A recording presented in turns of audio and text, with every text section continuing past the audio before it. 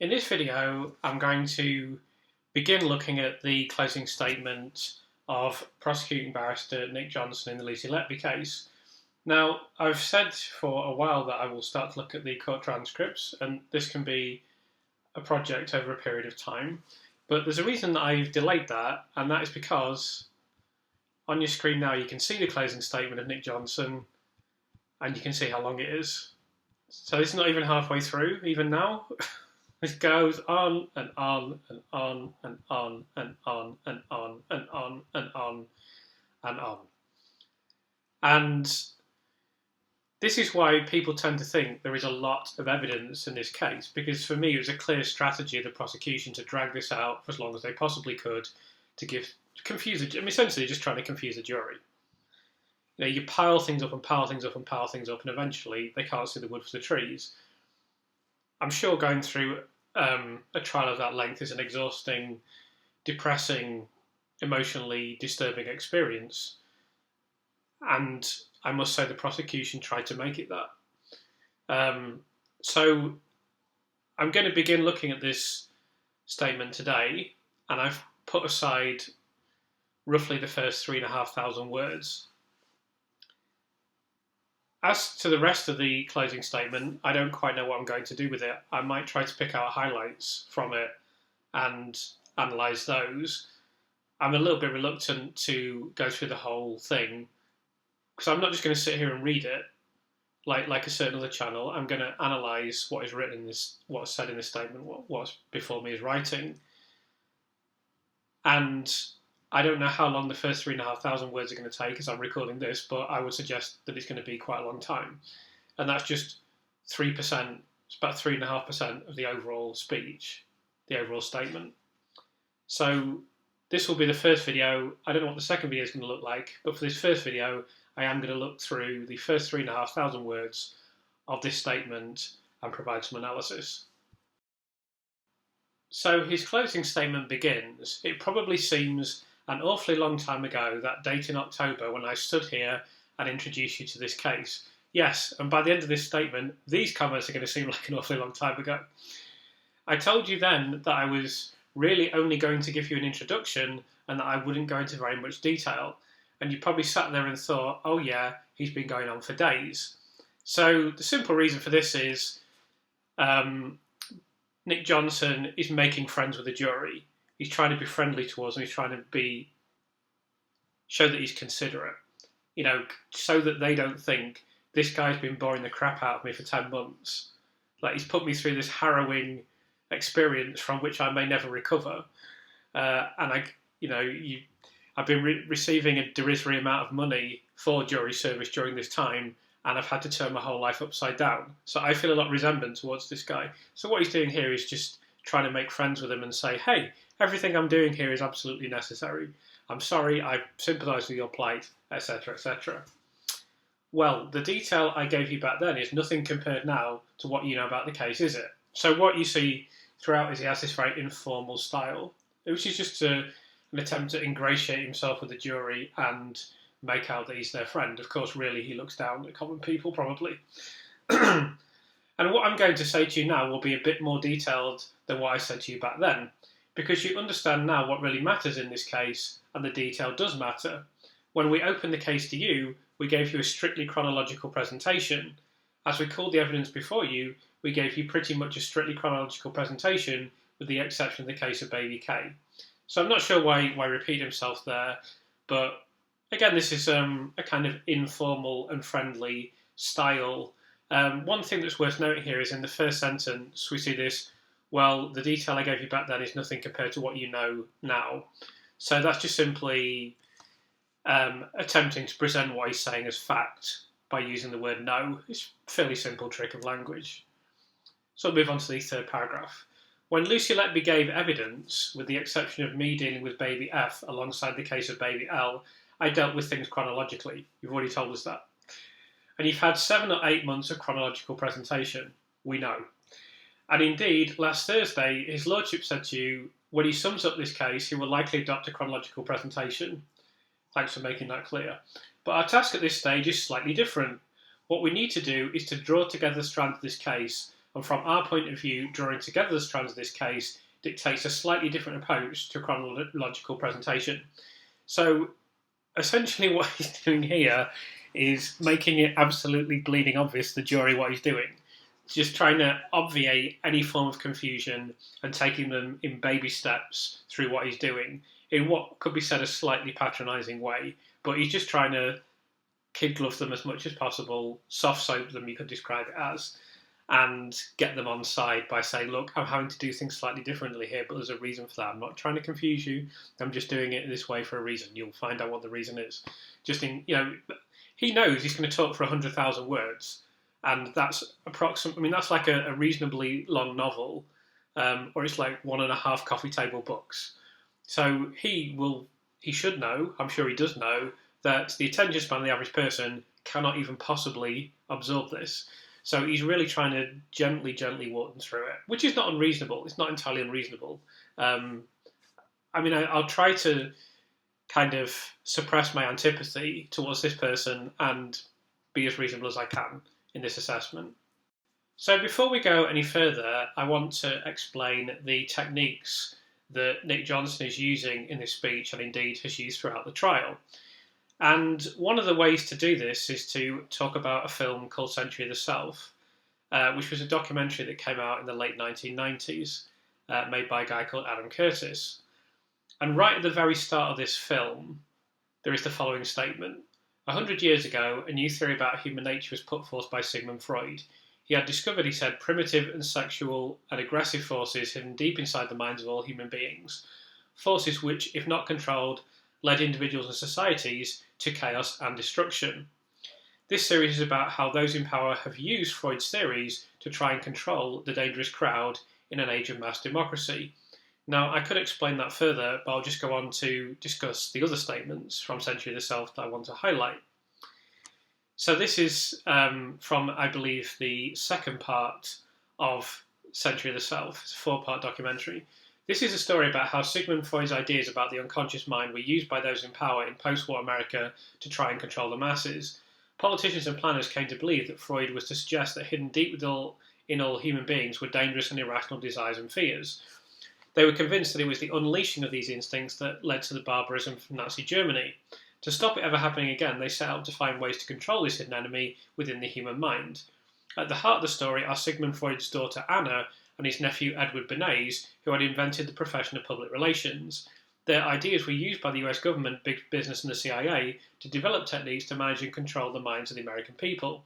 Those in power believed that the only way to make democracy work and create a stable society was to repress the savage barbarism that lurked just under the surface of normal American life.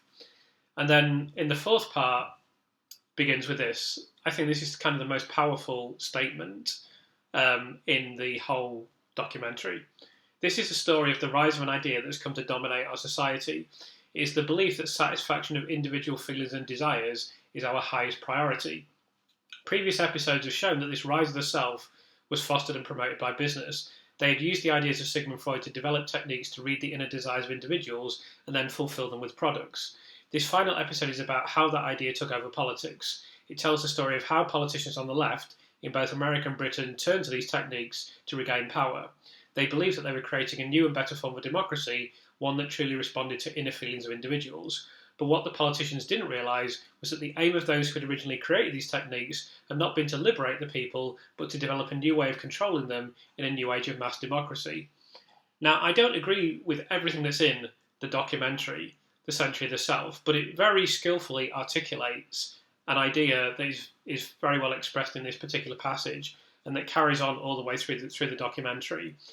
And that is simply that the best way to convince anyone of anything is not to use facts or not to use rational arguments. It's to use emotion, and it's debatable whether you would say to manipulate them emotionally or whether it's just to kind of ease them along a certain path that is guided by their emotions.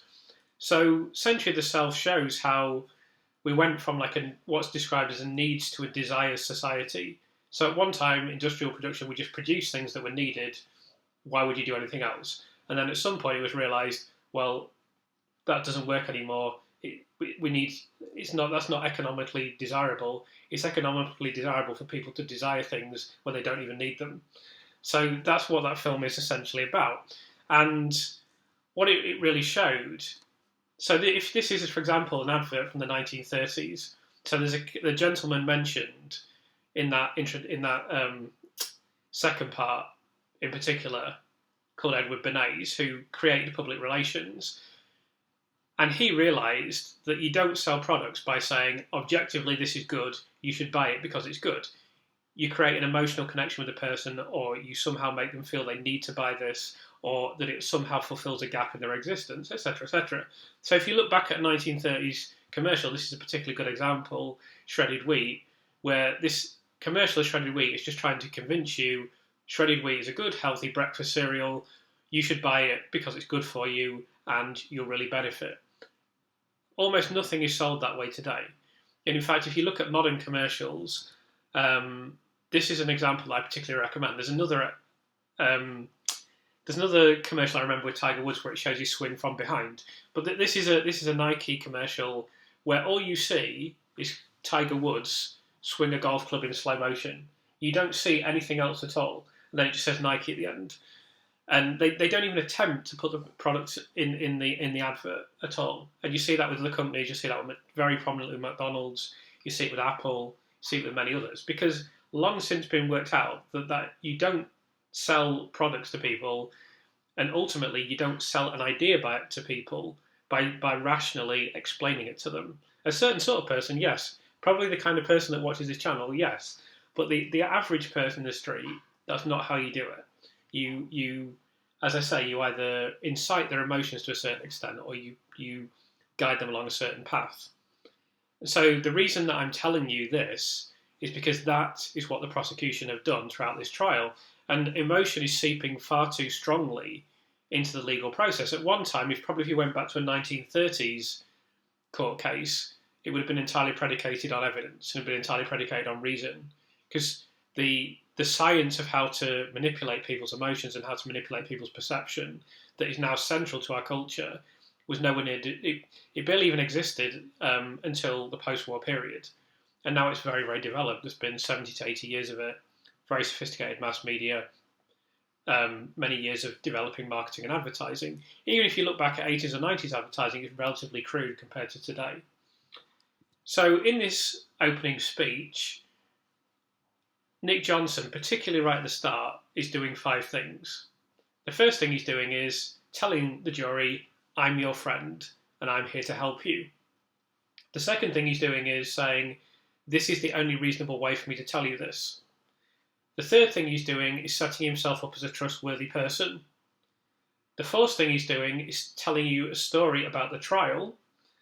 And then the fifth thing that he's claiming is that everything he's saying is a fact, and that what the prosecution case is not is a hodgepodge of hypotheses, theories, fabrications, unprovable assertions, and outright incorrect information. That the presentation he's giving to you is factual. And the only way to do this is to tell a story. And that's pretty much what barristers broadly do in general terms. But this prosecution was hugely reliant on narratives because of the lack of solid evidence, i.e. there was no solid evidence at all. So we know, as I mentioned, from the development of public relations, the things from the documentary The Century itself, we know that the way to appeal to people is emotionally, and it's through narratives and it's through stories.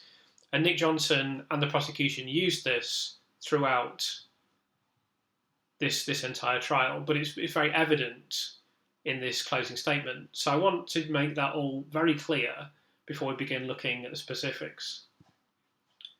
And the aim of this is to shift the brains of the jury away from thinking, this is a highly paid barrister whose job it is to prosecute, and so whatever happened, he would always have said that Lucy Letby is guilty, and indeed he could have concocted a completely different prosecution case to this, just as Evans has repeatedly changed his story. All of that is obviously true. Ultimately, the barrister has to give this presentation. It's pure theatre, but he's trying to make the jury perceive both himself and the narrative that he is feeding to them in a certain way. And that's why he's begun in this way. So now the barrister goes on to say, what we want to do is point out the similarities of some of these cases which are separated by weeks or sometimes even months. We want to point out the evolution of Lucy Letby's murderous assaults on these children, and we want to point out how calculating and devious she has been. So essentially, again, he's doing what I've just described because he wants to connect with the emotional core of the jury, not have the jurors think about this rationally. There's very deliberate choice of language in order to achieve that. If they were thinking about this rationally, they might ask the following questions. Why did the nature of Lucy Letby's supposed attacks evolve? Does this make any sense? Why didn't she stick to the same method of attack that was, according to the prosecution case, already working? Why indeed were there several months between supposed attacks? And is this really evidence of Lucy Letby being calculating and devious, or does it instead indicate what would be dumb behaviour from someone who wishes to avoid detection? So I'll continue. This will involve dealing with the cases in a slightly different order, just in case you didn't know. It's not going to be chronological anymore. This is what it's like sitting through a court case. They just tell you the same thing. I mean, I know for a fact in the retrial, he stood up and he said, right, Lucy Letby, you murdered baby A, then you murdered baby B, then you murdered baby C, and he did this over and over again. These people they're pretty shameless. I don't think that's an unfair statement. They are pretty shameless. This will involve dealing with the cases in a slightly different order. We suggest that Lucy Letby gaslighted the staff at the Countess of Chester Hospital, doctors and nurses alike, professional people with many, many years of combined experience. So let's consider the plausibility of this for a second. How did Lucy Letby gaslight the staff at the Countess of Chester Hospital, as you rightly point out yourself, professional people with many, many years of combined experience? I mean, we actually know for a fact that isn't true anyway, but I will get onto that later. But this is why the groundwork for this is being laid so carefully, brick by brick.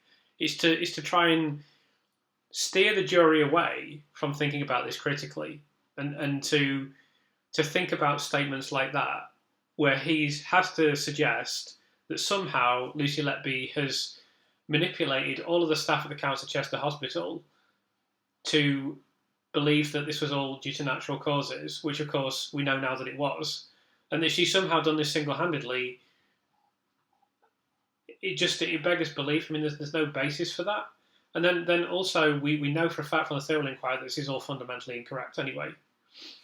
And the reason there has to be this constant narrative feeding through everything they do, which is commonly done in court now anyway, but the prosecution case is a dog's dinner of unlikely hypotheses, poorly founded theories, junk science and speculation, with no concrete evidence whatsoever, and not even decent circumstantial evidence. In fact, the circumstantial case is the weakest thing about the whole prosecution case.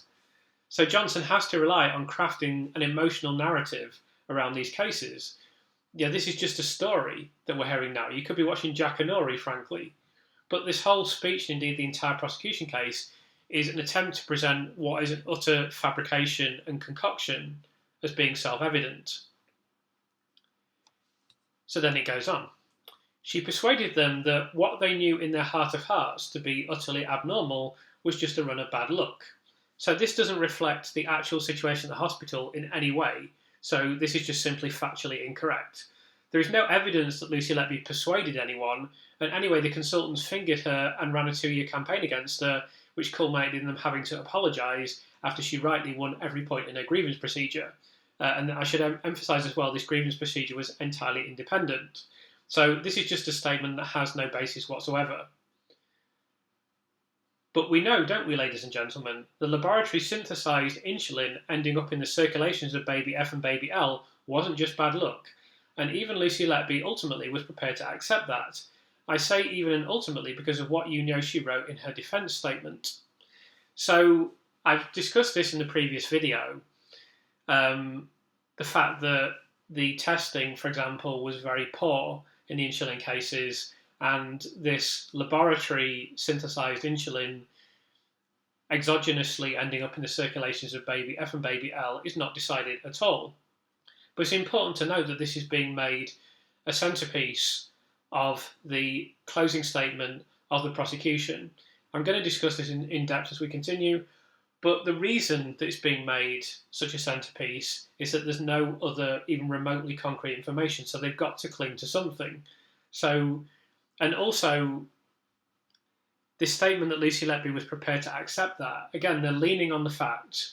This is not just idiots online. There's a fair few idiots online who say this as well, of course, but it's not just idiots online who say, oh, but she accepted it. She accepted that a baby had been poisoned by insulin. This was actually said in court by a supposedly credible prosecution case. The fact that she was sat in a police interview and they just said to her, oh, we've got a laboratory report that says that there's definitely been exogenous insulin. And she said, well, okay, I have to accept that, but it wasn't me. What else can she say? It means absolutely nothing.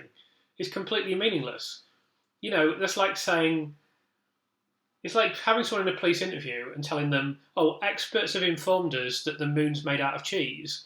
And then you say, well, it seems very far-fetched to me. I don't believe that the moon's made out of cheese, but if you're saying that, then fair enough. But and then later on, someone saying, oh, look what this idiot said. They said that the moon's made out of cheese. It's literally exactly the same thing. It just has no credibility as a piece of evidence, yet it's being made a centrepiece of this closing statement. And the reason for that is because of the complete deficit of any meaningful evidence that the prosecution was able to present. And so it goes on. When I asked her about baby Elle and the fact that there was insulin in her dextrose, her response was, I'd have to be guided by the expert evidence, of course the only reasonable response. Well, we agree with that. Last Wednesday, Lucy Letby called evidence from Mr. Manzuti, picked from the obscurity of the antiquated cast iron plumbing system of the Cancer Chester Hospital to tell you about incidents in areas of the hospital that aren't actually relevant, many of them to what happened in this case. He told us about an occasion when a paper towel was forced down the plug hole of the sink in nursery 4 and water ended up on the floor. Now, this is to some extent a fair comment on the defence failing to call experts, which in itself is a reflection on the failure of the court system. But he doesn't, for example, mention that the prosecution have literally engaged in fabrication on numerous occasions. I'm going to go on to discuss the significance of what Mr. Manzuti said as we continue. So he then goes on to say that wasn't relevant to anything that happened to any of these children. So this is categorically incorrect. I just need to take a little bit of time to briefly demonstrate this. So I've discussed this in previous videos, so I don't want to go over this in great depth, but I just want to show that what Nick Johnson just said is categorically incorrect. So firstly, there's a clear link between sewage exposure and sepsis. Now we know that sepsis was endemic on this unit with 9 of the 17 infants from the court case being septic, primarily due to the presence of harmful microorganisms in sewage that can cause severe infections. Sewage contains numerous pathogens. There are several exposure routes that are possible. If a pathogen from sewage enters the body, especially through a cut or mucous membrane, it can cause a localized infection that can become systemic. And this is very troubling for vulnerable populations. Similarly, we know that there was this bacteria Pseudomonas aeruginosa on the ward. There's a well-established link between sewage contamination and the presence of Pseudomonas bacteria, which is an opportunistic pathogen. In addition to that, there's a strong clinical and pathological link between sepsis and Pseudomonas infection. Pseudomonas can be a cause of sepsis. Mechanism of sepsis induction by Pseudomonas, and there are various prognoses and challenges involved. Neonates are highly vulnerable to sepsis due to several factors related to their immature immune systems and unique physiological characteristics. So immature immune systems, their barrier defenses are weak. Exposure during and after birth can cause issues. They have a poor inflammatory response, and there can be even higher risk in certain groups. And equally, neonates are very vulnerable to Pseudomonas, especially in preterm or immunocompromised groups. Again, for similar reasons, immature immune systems, compromised skin and mucosal barriers, antibiotic resistance, etc., etc. So what Nick Johnson just said there during his closing speech is simply factually incorrect. So Nick Johnson continues, the fact there may have been a single occasion apparently, when there was a backup in the sink in nursery 1, doesn't explain what happened to the children in this case. If there'd been sewage on the floor at the time of any of these infants, ladies and gentlemen, there would have been a record made at the time. Somebody would have remembered it. Mr. Banzuti couldn't tell us, could he? I mean, this is a fairly ridiculous line of argument, but of course it's his job to dismiss the presence of sewage on the unit. The jury hasn't heard the important scientific context related to this, and therefore they may not be aware of it. This is where it's so important that we have a fair criminal justice system and fair court proceedings where experts are heard equally from both sides. It can't just be a competition where one side manages to hire the best experts and the other side, is not able to do so for a variety of reasons. Although, as I say, I do think the defence has made massive mistakes. They ignored assistance that was available. I don't know why they did that. It's very difficult to understand.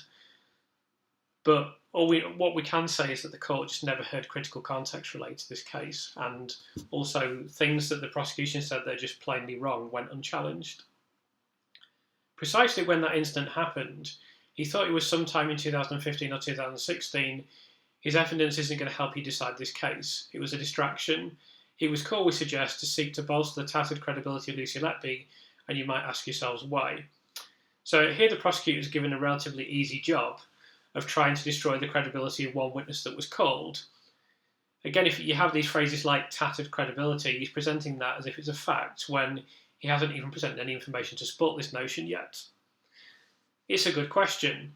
One single word, a very short word. Why? You heard from Dr. Manrides that the liver injury to baby O wasn't a result of misplaced CPR.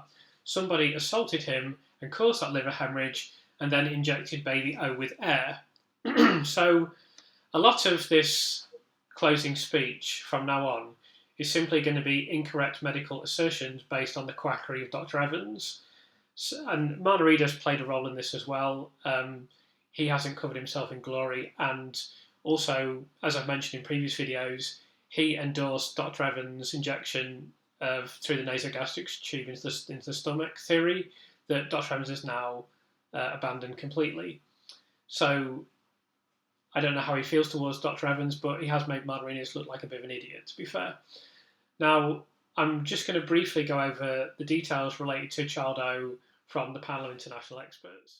So I'm going to go over this as quickly as possible because I've gone over these cases in great depth in previous videos. But baby 15 is Child O, and I'm not going to read the background to this infant, but the panel concluded that the infant was suffering with a subcapsular hematoma, which is critical in this verdict here. Baby 15 collapsed because the subcapsular hematoma ruptured, causing acute major hemorrhage into the peritoneal cavity, sufficient to cause a near halving of the hemoglobin level. Subcapsular liver hematoma is the result of traction or shear forces applied to the thin, fragile liver capsule through the hepatic ligaments. In baby 15, this was highly likely the result of the extremely rapid delivery, which is a well-recognised cause of birth injury. Bleeding into a subcapsular hematoma is characteristically initially slow because it is contained by the pressure of the enveloping liver capsule. In these early stages, the clinical signs are insidious and difficult to recognise. High-pressure ventilation decreased venous return to the heart and contributed to liver congestion. The slow deterioration is then characteristically followed by acute collapse when the capsule ruptures, releasing free blood into the peritoneal cavity. The significance of the rising heart rate and falling pH before the terminal collapse were not recognised.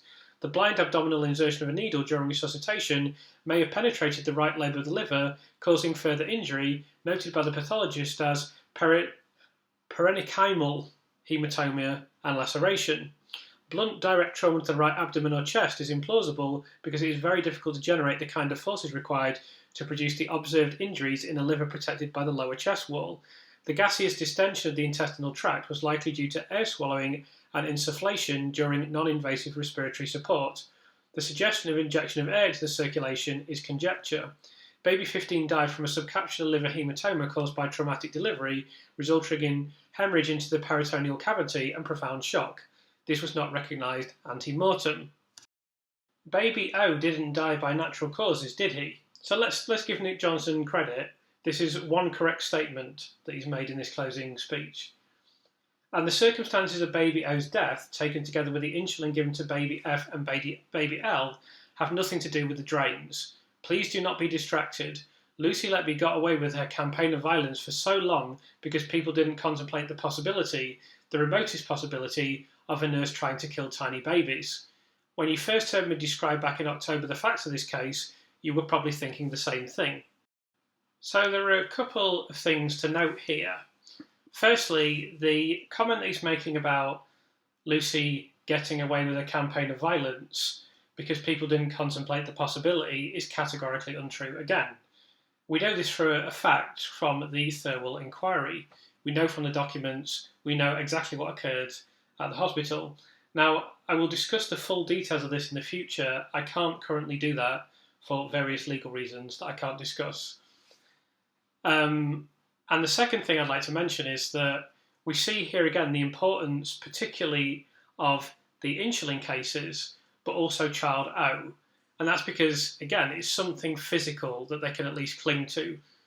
And then, essentially, these cases are used, as is stated in the Rachel Aviva articles, like a locomotive that pulls all the other carriages behind them.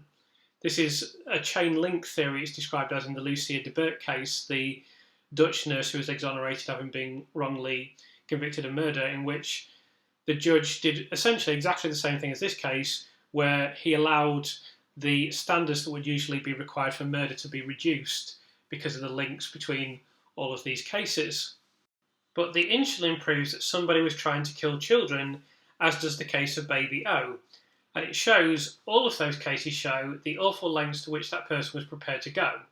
I say that personally, ladies and gentlemen, because the similarities between many of these cases do show you, don't they, that it was a single person sabotaging children. And the coincidence of the presence of Lucy Letby on all these occasions shows who that person was. So that argument there demonstrates immediately how the shift chart is central to the whole prosecution case and how it's a really important aspect of evidence. If you doubt this, this is why it's referenced at the very start of the closing speech.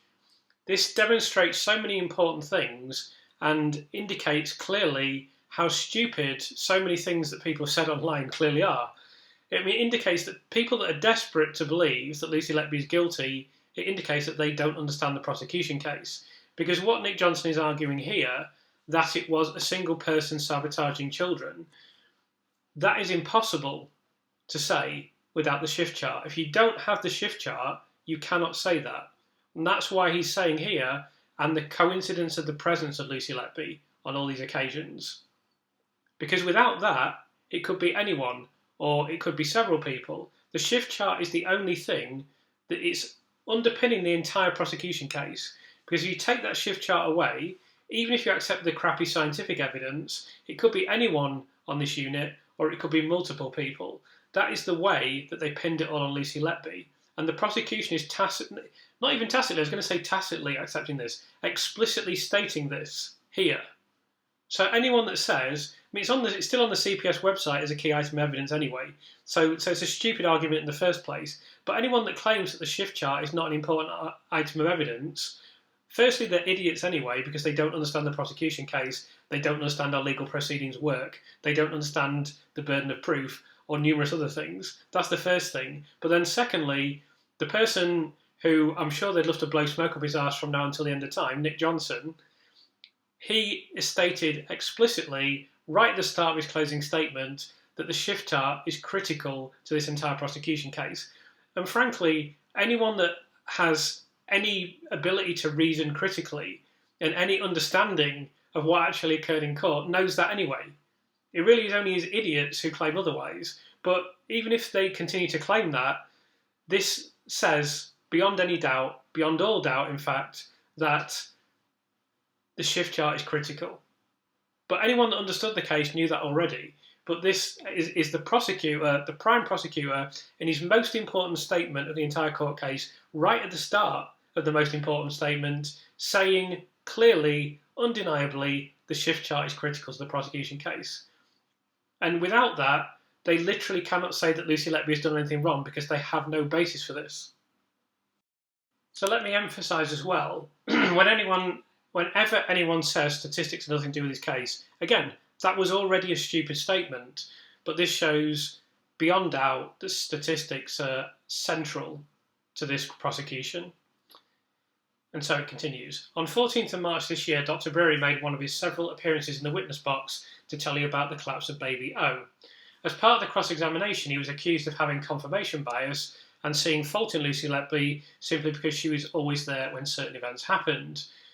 So we now know that this is a fair, even generous assertion, considering what we know about Dr. Brearey. Lucy Letby had used ways of killing babies and trying to kill them that didn't leave much of a trace, certainly nothing that was spotted at the time as being significant, and her behaviour had persuaded many of her colleagues that the collapses and deaths were normal. Many of them simply couldn't see the wood for the trees. Several post-mortem examinations in isolation didn't raise the alarm because no one was contemplating the possibility of foul play. So this is a very rare occasion where they actually mention the post-mortem examinations in the court case. Generally, they weren't referenced at all. I don't think they're properly contextualised here, and I don't think they were properly contextualised even in the closing statement of Ben Myers. But we'll get onto that at some point in the future. To say that the post-mortem examinations didn't raise the alarm because no one was contemplating the possibility of foul play is utterly ridiculous.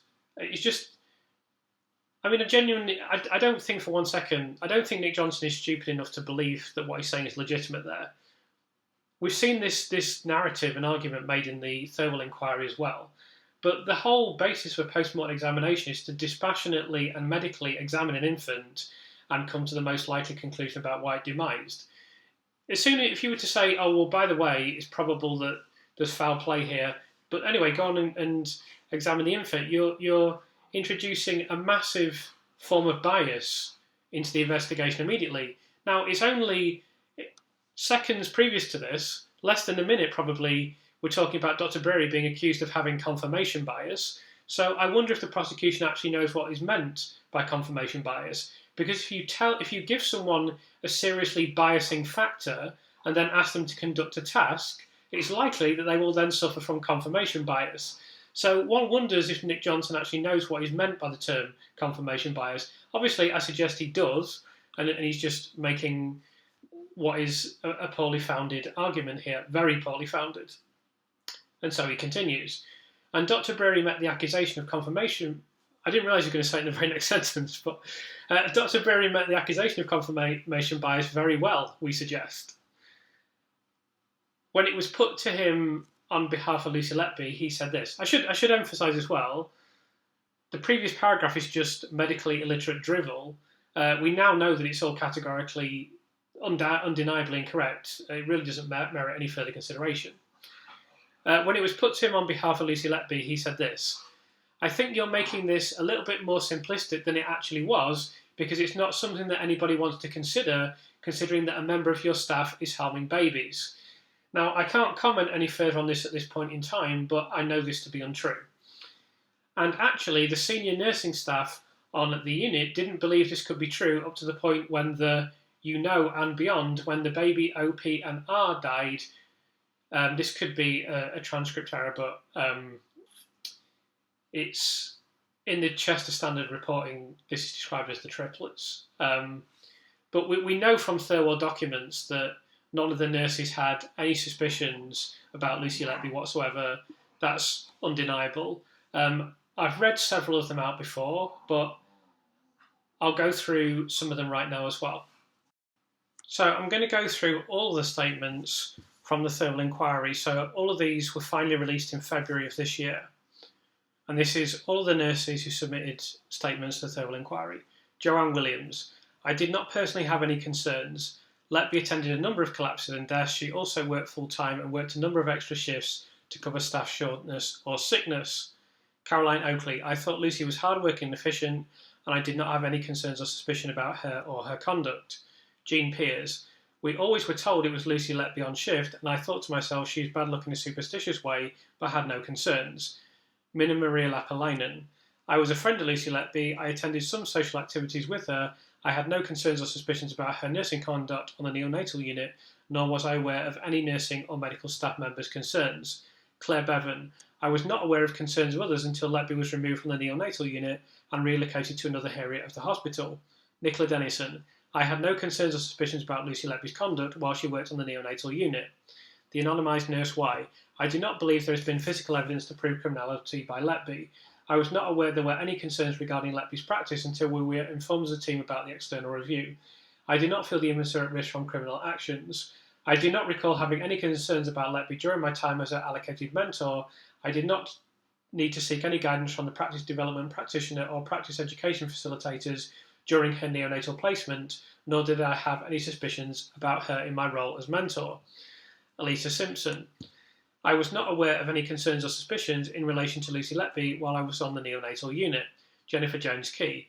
I did not raise any concerns about Letby with those with management responsibilities at the Council of Chester, as I did not have any concerns. Caroline Benyon. I recall Lucy Letby being a professional and competent nurse. I had no concerns regarding her practice. Laura Eagles. It did not give me cause for concern at this meeting that Lucy was present on duty, as she was a full-time member of staff with QIS, therefore it would not be unusual to be involved with the sickest babies. She also did a lot of extra shifts. I did not consider taking action in relation to Lucy being present at the desk, as I have stated that I did not have any concerns. As far as I was aware, no one else did. Lisa Walker. I had no concerns or suspicion of the conduct of Lucy. I was not aware of concerns and suspicion of others. Cheryl Cuthbertson-Taylor. I did not have any concerns or suspicions about her care of babies or as a nurse. Belinda Williamson. I never had any concerns or suspicions about the conduct of Letby while I worked on the neonatal unit. I found she was very conscientious, and if she was concerned about an infant, she would come and discuss the matter with me if I was in charge of the shift. Mary Griffith. I had no concerns or suspicions about the conduct of Lucy Letby while working on the neonatal unit. Samantha O'Brien. Whilst I was working on the neonatal unit at the Council of Chester, I was not aware of any concerns the medical staff had in relation to Lucy Letby. Janet Cox. I had no concerns or suspicions about Lucy's conduct. She was an exemplary nurse who is completely innocent of all the alleged crimes. So I pose you this rhetorical question. How did Lucy Letby manage to pull the wool over every single member of nursing staff so that none of them were even remotely concerned, none of them witnessed anything, none of them saw anything in her practice? Now, in a future video, I'm going to show how highly regarded she was on this unit and all of the praise that she received as a nurse. But it's absolutely crystal clear that no one encountered any problems with her whatsoever. And the prosecution case these people work with her very closely. Nursing teams are very close-knit. Nurses are around all the time. They never work on their own. They're never on their own. The idea that Lucy Letby is able to fool all of these people to this extent while supposedly attacking, according to the prosecution case, I believe it's 18 infants separately. I think it was 3 which she found not guilty. It may have been 4. It may have been 19 infants. Off the top of my head, I believe it was 18. It's just stupendously ridiculous. And I've spoken to nurses now extensively, neonatal nurses, many very experienced nurses with decades of experience, collectively centuries of experience, and they all say it's just completely ridiculous to suggest that Lucy Letby could possibly have gone around committing all these crimes without anyone suspecting anything or seeing anything. It's just not possible. And yet this is an absolute key contention of the prosecution case. None of these statements had come to light at this time of the court case. It's only in the Thirlwell inquiry that they finally came to light, and of course the publication of these documents was suppressed until after the public inquiry was concluded, probably so they didn't come out. One of them was very briefly referenced. I believe maybe a couple of them were referenced. Most of these statements never formed part of the public inquiry because they just simply weren't released, even though they were readily available. So we'll return to the statement, but not for very long, so I can see what's coming up soon. But the year was spent predominantly by myself and Dr. Jairam, but also my colleagues, with increasing suspicion with every episode, and none of us wanted to believe it either. Again, we know this is untrue. Quite aside from the fact that Breary and Jairam were beyond predominantly involved, this perhaps downplays their involvement somewhat, but essentially what is being stated here is completely inaccurate. Again, I can't really go into this in too much depth. There is a good reason for that. I hope it will become apparent to you in the relatively near future. But the fact that things in terms of practices were going from good to better, the fact that we were working on a very good unit that normally had very good results. So this is where we need to pause and go over what the panel of experts stated about this hospital, quite apart from the fact that we already know there's sewage on the unit, there's Pseudomonas circulating on the unit, there's endemic sepsis, Let's see what else the panel had to say about it. So this was what the panel found for the Cancer Chester Hospital. To summarise, we found numerous problems in medical care related to these 17 cases, including 1. Medical histories were incomplete, 2. Failure to consider the obstetric history, 3. Disregard for surveillance warnings about infectious bacterial colonisation, 4. Misdiagnosis of diseases, 5. Caring for patients that were beyond their designated level of care, 6. Unsafe delays in diagnosis and treatment of acutely ill patients, 7. Poor skills at resuscitation and intubation, 8. Poor supervision of junior doctors in procedures like intubation, 9. Poor skills in basic medical procedures like insertion of chest tubes, 10. Lack of understanding about respiratory physiology and basics of mechanical ventilation, 11. Poor management of common neonatal conditions like hypoglycemia, 12. Lack of knowledge about commonly used equipment in the NICU, e.g. Neopuff capnograph, 13. Failure to protect at-risk patients, e.g. haemophilia, from trauma during intubation, 14. Lack of teamwork and trust between the health professions. And then there were 11 further general findings. Statements given by witnesses point to serious resource and infrastructure deficiencies that impact on general patient care at the Cancer Chester Hospital. Specific concerns expressed in witness statements include 1. Inadequate numbers of appropriately trained personnel, 2. Lack of training for assigned nursing roles, 3. Inadequate staffing, 4. Work overload, 5. Poor plumbing and drainage resulting in need for intensive cleaning. This was a potential factor in Stenotrophomonas multifilia colonisation and infection, 6. Poor environmental temperature control and facility, 7. Difficulty in finding a doctor when need arose, 8. Congestion at medication cabinet and preparation trolley, 9. Lack of appropriate facilities for sterile preparation, e.g. IV drugs prepared in corridor, 10. Some high-risk infants who should have been born and cared for at high-level institutions were born and cared for in Cancer Chester Hospital because of a shortage of beds at high-level facilities where they should have been admitted. 11. There were delays in transfer of sick infants to high-level facilities when the need arose. So in addition to those 25 things, it should also be noted that Dr. Brewery knows very well that the unit was downgraded almost immediately after Lucy Letby being removed from the unit. Now, units are not downgraded for no reason. The reason the unit was downgraded is because there were multiple failings. The reason there were multiple failings is because of these 25 factors, and indeed many others that aren't even listed here.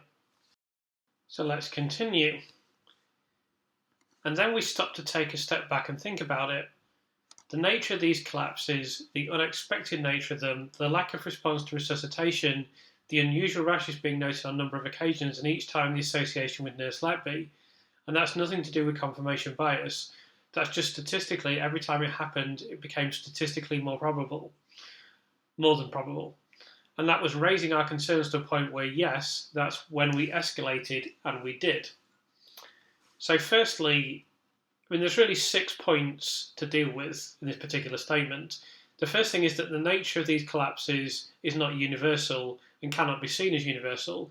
So when Dr. Brewery here says there's nothing to do with confirmation bias, it absolutely is related to confirmation bias because he's grouping together things that cannot be naturally grouped together. In addition to that, notice how he's talking about statistics again and about this being statistically more probable, pouring further scorn on those that say this has nothing to do with statistics. The second thing is that he said there's an unexpected nature to these collapses. Now, we've had some neonatal experts state very clearly that these collapses were far from expected considering the state of the infants, considering what we know about the hospital, considering their medical care, and considering easily observable characteristics. And I think it's reasonable to say, I think we can say this quite definitively, that the well-being of these infants was portrayed in a rather ridiculous fashion in court that is completely inaccurate. So when Dr. Brewery is saying here that the collapses had an unexpected nature, that is a rather inaccurate statement. The collapses can actually be seen as expected when one considers the full clinical picture for each one of these infants. The next thing is the lack of response to resuscitation. Now, in my view, and certainly in the view of people that know far more than me, this was greatly exaggerated. The significance of this was greatly exaggerated during the court case. So it can be a concern that an infant doesn't respond to resuscitation, and infants often do respond to resuscitation, but it's nowhere near as clear-cut as is being presented in this court case by Dr. Breary and Dr. Evans. There can be many different reasons that an infant doesn't respond to resuscitation, and it's not that unexpected when it's a neonate that's vulnerable, that's unwell, that's very premature. So the fact that they didn't respond to resuscitation is nowhere near the red flag that Dr. Breary suggests here. He obviously goes on to mention the rashes. We've dealt with this previously, but all I can really say about this, to make it succinct as possible, is that this is entirely based on the diagnostic paper authored by Dr. Shuley and his colleague Tanswell, and he has just rejected this theory outright. There's the fifth comment, the fifth element of this is the association due to more shifts. So it's Dr. Breary. What's particularly significant about this is that Dr. Breary has noted this statistical coincidence, as Nick Johnson described it, before it even became part of the court case. So he was already willing to make that association before anyone had even come close to looking at it statistically. And there's documents from the Thirlwell inquiry where I believe it's Dr. John Gibbs states, look, we could be making a statistical mistake here. So this was absolutely a statistical argument from day one, even before it even went to the police. And then the sixth thing to say about this statement is that this is absolutely confirmation bias. It just clearly is. I don't see how anyone else could say any different. It's very clear that from an early stage, they began to associate Lucy Letby with certain things that were occurring on the unit, and they required less and less evidence for it. And indeed, as we've seen in previous videos, they didn't present any evidence whatsoever to the police. So if that's not confirmation bias, then I don't know what is. Now, Dr. Breary made the point later in evidence that same day that when these events were happening between June 2015, June 2016, he and his colleagues didn't know that baby F and baby L had been poisoned with insulin. He didn't know what Dr. Manreidis would say about baby O's liver either, did he? So again, they're referring to the only cases that have anything of even remote solidity. Of course, baby O has been completely misdiagnosed. I don't personally believe that what Dowie Evans did should be described as a diagnosis, but clearly he's completely wrong. And baby F and baby L are the insulin cases that we've dealt with previously. Dr. Jairam, on the 28th of February this year, when giving evidence about baby K and baby M, said this: "This was an unprecedented situation for us.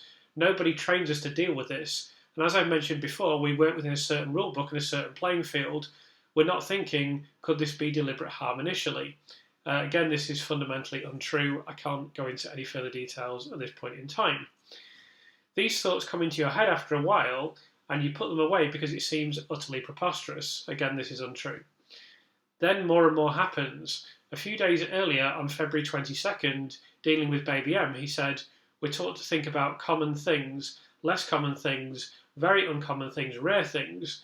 In the rules of engagement by which we work, we do not generally consider unnatural causes or deliberate things, and nothing like that at that stage was ever being contemplated.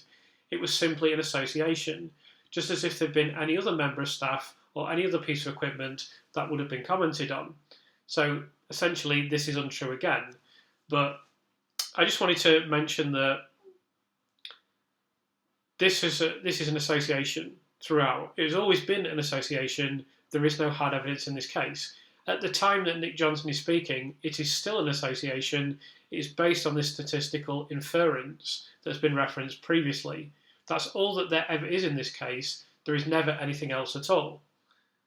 So Nick Johnson continues, "Ladies and gentlemen, you may feel that deciding whether or not, for no good reason, some of the doctors had it in for Lucy Letby is important. It was certainly suggested to some of them on her behalf." So there are 2 points here. Firstly, it's not about whether or not they had it in for her, it's about whether they have self-serving reasons to draw this conclusion.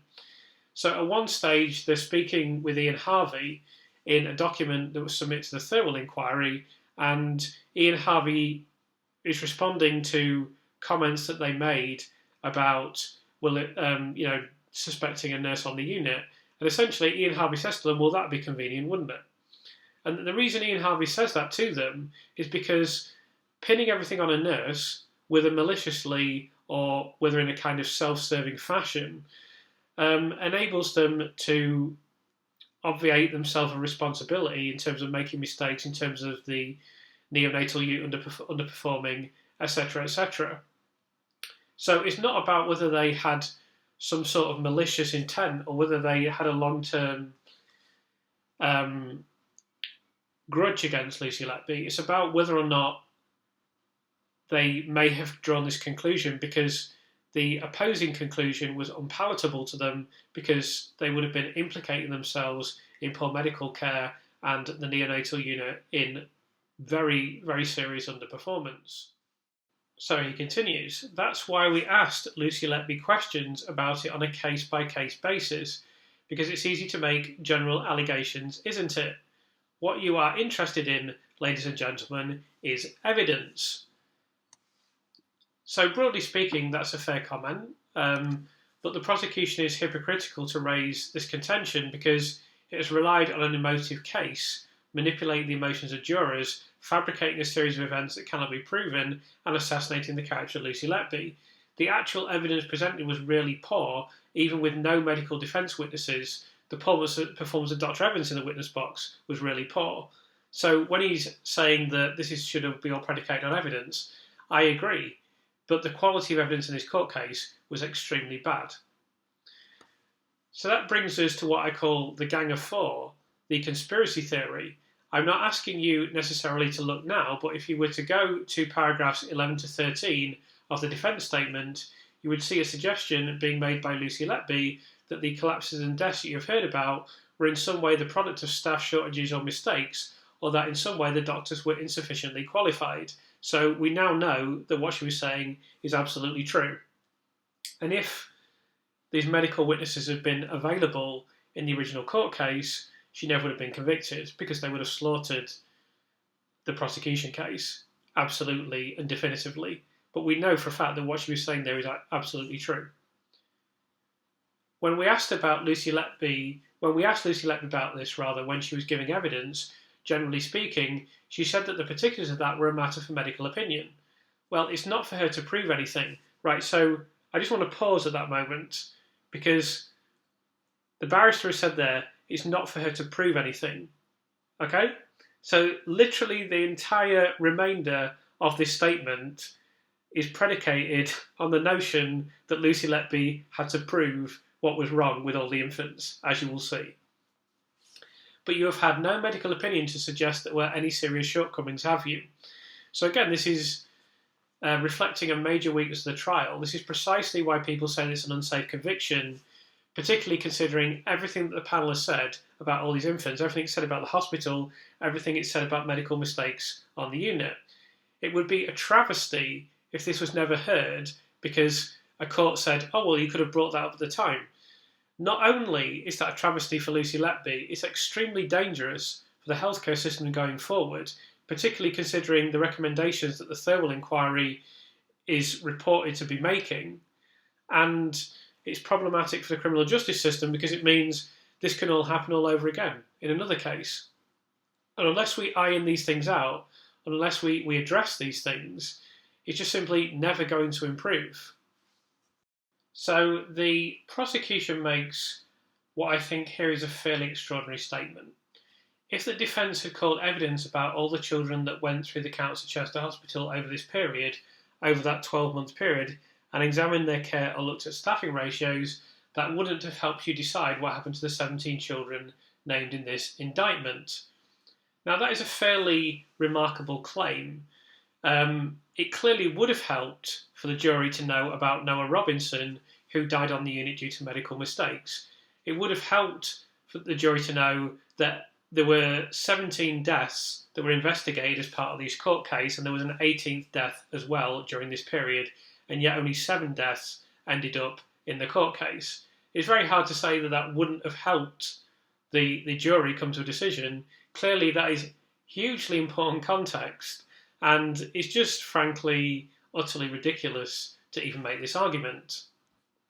But we'll continue. The only thing that matters, ladies and gentlemen, is to concentrate on the issues in this case, concentrate on those 17 children. So, I mean, what he's saying here essentially is forget about everything else, just listen to our bullshit theories. Look at their problems and see where, if at all, there were shortcomings which might have explained their collapses or deaths. So we know there are shortcomings, but these are medical shortcomings generally. Although I think some of these infants probably would have struggled anyway, but clearly there were many problems with the hospital and many medical mistakes. And that we have done together, haven't we? So again, this is just him saying, I'm your friend. And we suggest that was a very uncomfortable exercise for Lucy Letby, particularly when she was put on the spot time and time again in the witness box to explain from her point of view what she was saying were the shortcomings. So essentially, here, you are requiring her to perform the impossible. So you've just said it's not Lucy Letby's place to explain what happened, it's not her requirement to do that, and then you're requiring her to do that, as we will see throughout the remainder of this so-called statement. Not the generalities, the specifics. What did she come up with? Well, I'll remind you. In the case of baby A, it was delay in inserting his long line to give him fluids. She also blamed Mel Taylor. So we'll return to the long line to give him fluids in a second. But firstly, I want to mention that blamed is a deliberately negative choice of language. It's just attempting smear tactics against Lucy Letby, making it attempting to say she's a bad person.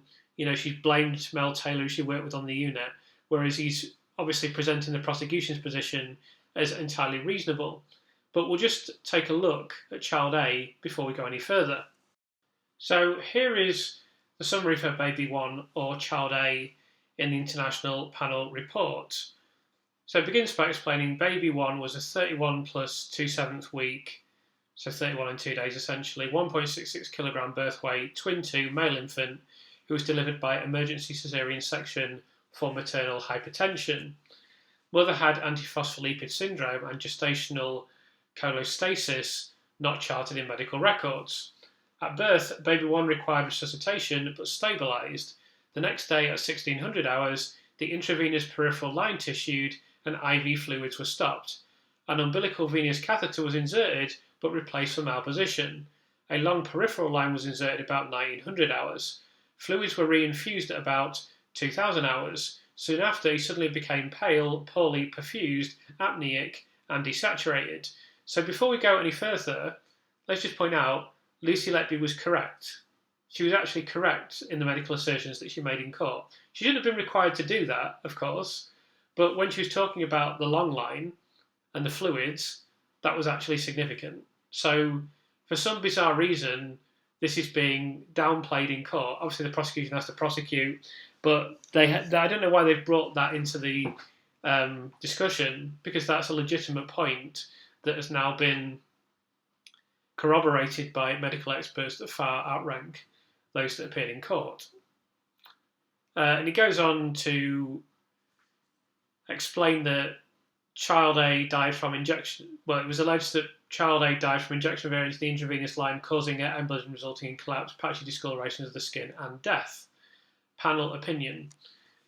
In December 2024, Zhu and Lee published new research showing that patchy skin discoloration has never been reported in infants with venous air embolism, including IV air injection. When air is injected into the veins, air bubbles must first traverse the lungs, where they are filtered out by a vast bed of small blood vessels. In infants, there is a hole in the heart, foramen ovale, that normally closes shortly after birth, so it is possible for air bubbles to escape through the hole into the arterial system. But Zhu and Lee reported no patchy skin discolorations in infants with IV injection of air. Patchy skin discolorations are caused by dilation and contraction of small blood vessels in the skin in response to hypoxia, which can occur in many conditions. Mother had antiphospholipid syndrome, which is a condition in which the immune system mistakenly creates antibodies that attack tissues in the body. These antibodies can trigger blood clots to form in arteries and veins. During pregnancy, antibodies can pass through the placenta to the neonate and lead to thromboembolism, particularly if there is concurrent infection. Post-mortem of baby 1 showed a non-occluding thrombus in the liver, which means there was a recent thrombotic event. On the day of collapse, baby 1 and 2 had central catheters that were left without infusion for up to 4 hours, which predispose to thrombosis when there is no infusion.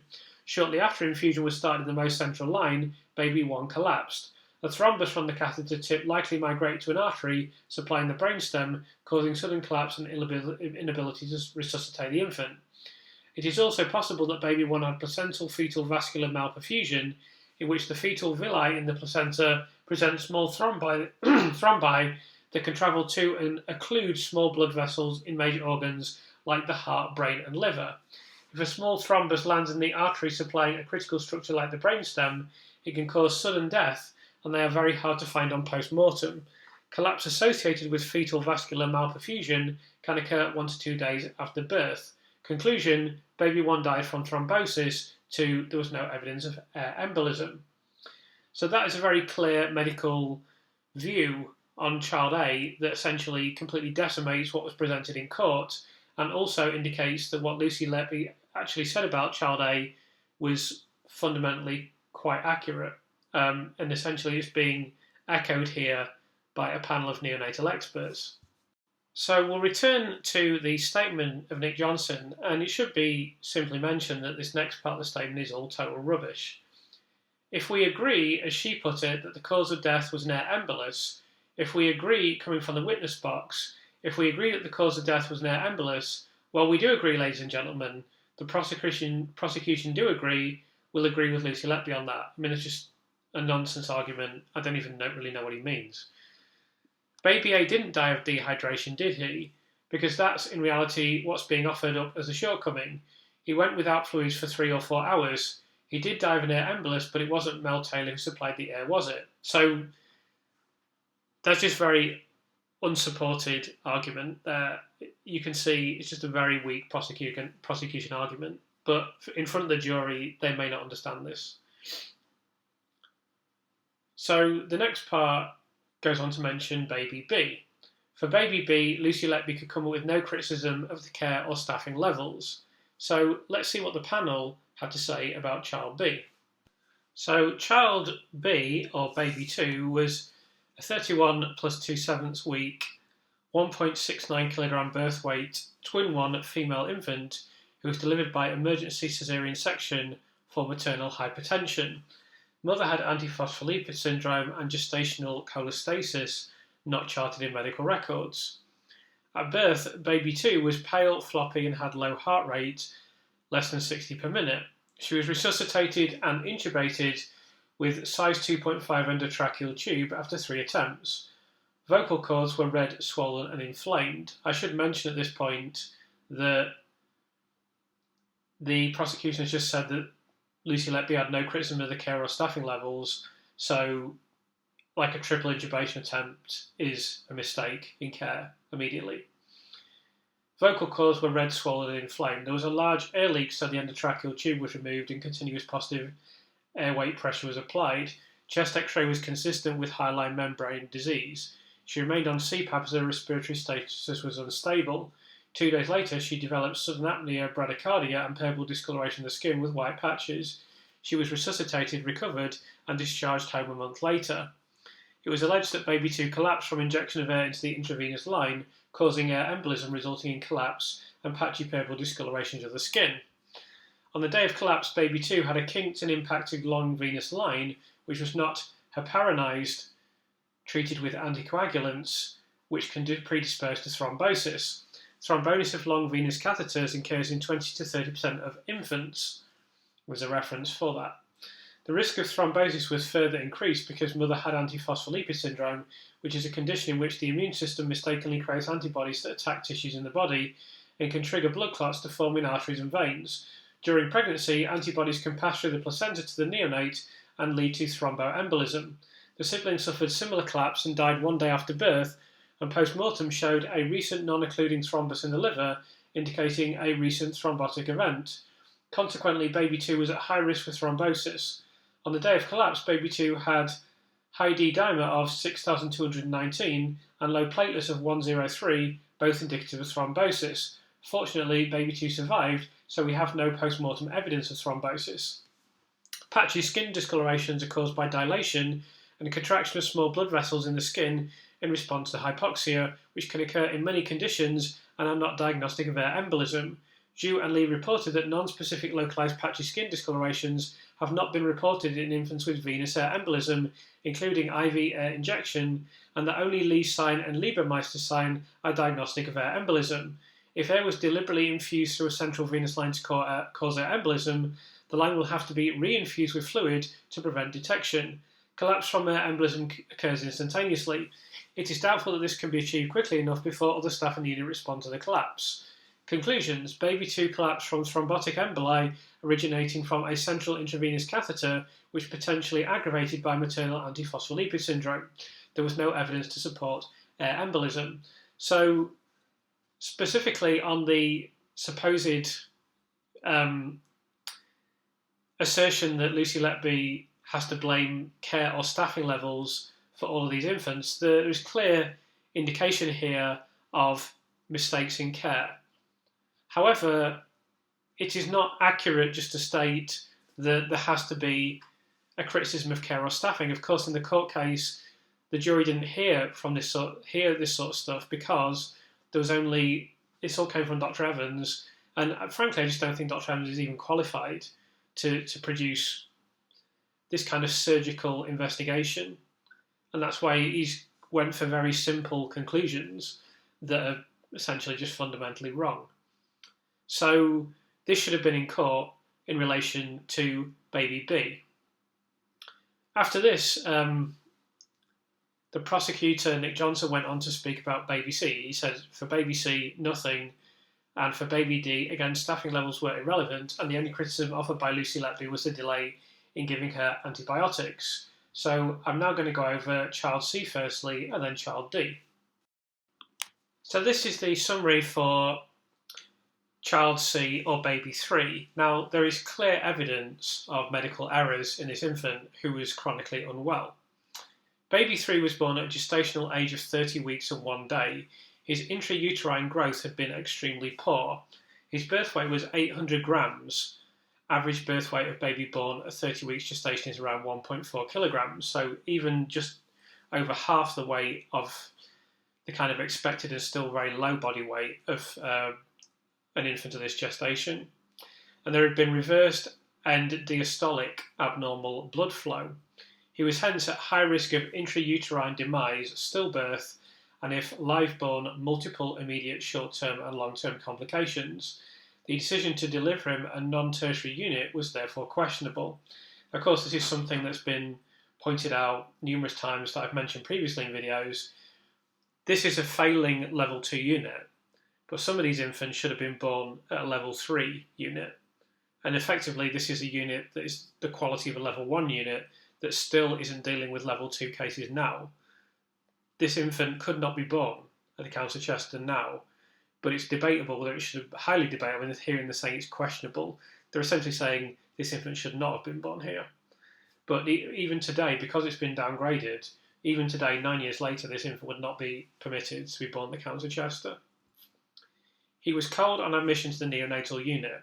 He had low white cell and platelet counts, which are consistent with severe intrauterine growth restriction and not necessarily infection.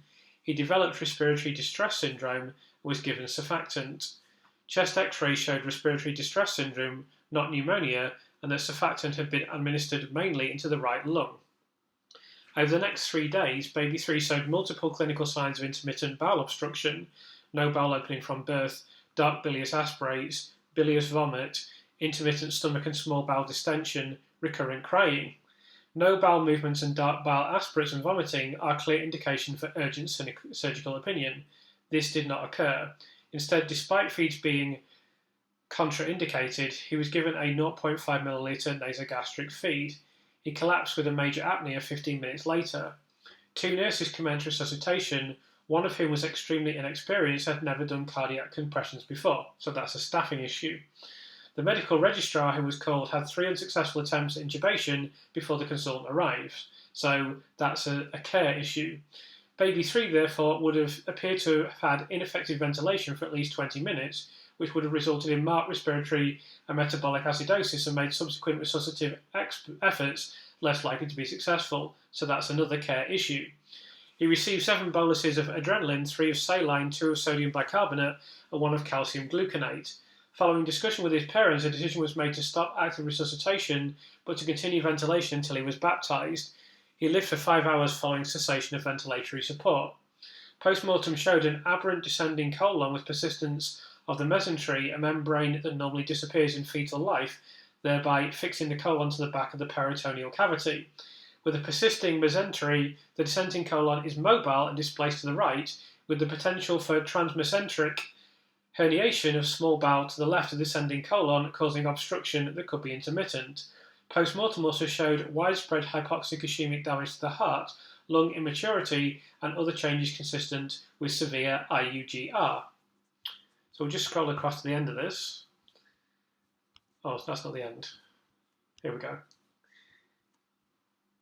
So baby 3 did not respond adequately to prolonged resuscitation because of inadequate resuscitation for 20 minutes following an acute episode of apnea, indicating mistakes of care, errors of care on the unit. Recovering respiratory distress syndrome and severe growth restriction with myocardial ischemia would have added further to the likelihood of a poor response to resuscitation.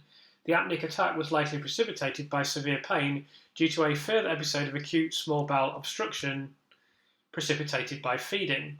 The suggestion that the multiple signs of intestinal obstruction could be caused by injection of air through the nasogastric tube is untenable.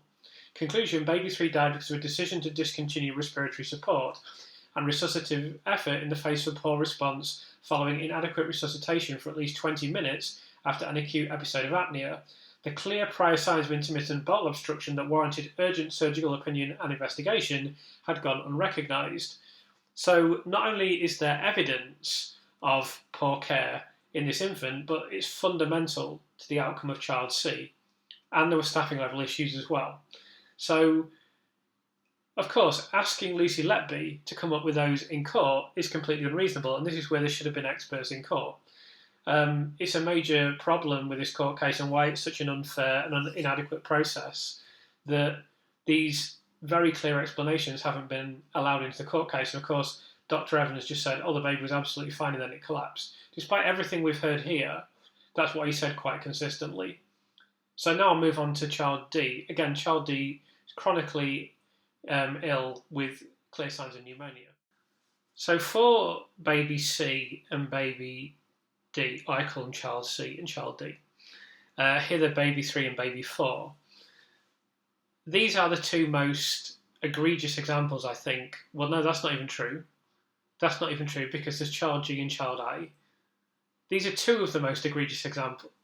I mean, there's at least 5 or 6 infants where it's just ridiculous to say that they were absolutely fine and they just collapsed suddenly for no reason.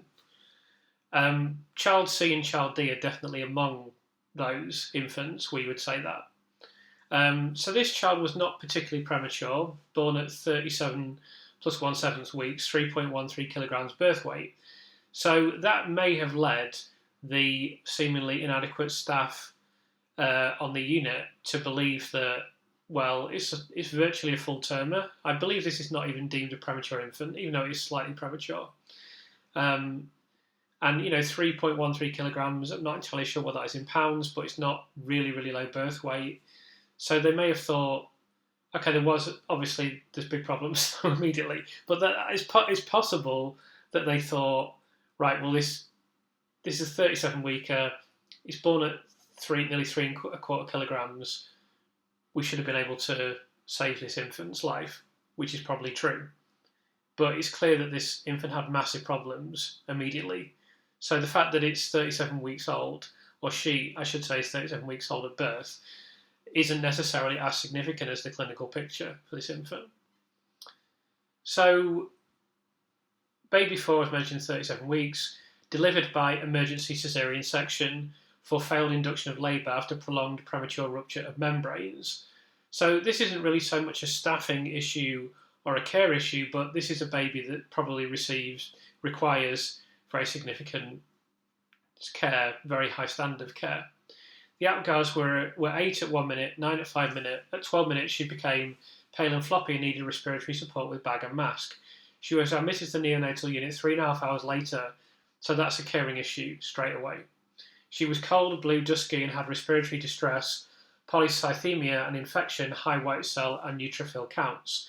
The first blood gas taken 4 hours after birth showed high CO2 and respiratory acidosis, so arguably the blood gases should have been done significantly more quickly, particularly considering she's pale and floppy after 12 minutes of birth. That should be a serious indication that this infant's life is in danger immediately. Continuous positive airway pressure was started nearly 4 hours after birth. This is another error of care. She was electively intubated after 3 attempts and ventilated. This is another mistake of care. Chest X-ray showed pneumonia. Of course, Dr. Evans decided that wasn't important. The following day, she developed fever, deteriorating blood gases, and increasing metabolic acidosis. Of course, Dr. Evans said this infant was absolutely fine. The next day, she was mottled and had dark brown and black tracking lesions across the trunk. Notice this is a completely different pattern of discoloration from the other infants. But Dr. Evans just said, oh, it's all the same thing, essentially. And in fact, we're going to see later, not in this episode, but in later episodes, it's mentioned already in what we've looked at from Nick Johnson's final speech.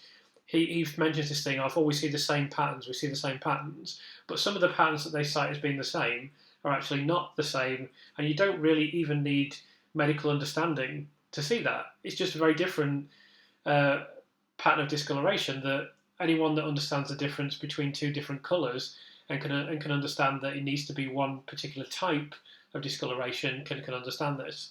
But obviously medical experts are going to pick it out more easily. The next day she was mottled and had dark brown and black tracking lesions across the trunk and 2 evolving purpurate-looking patches on the abdomen.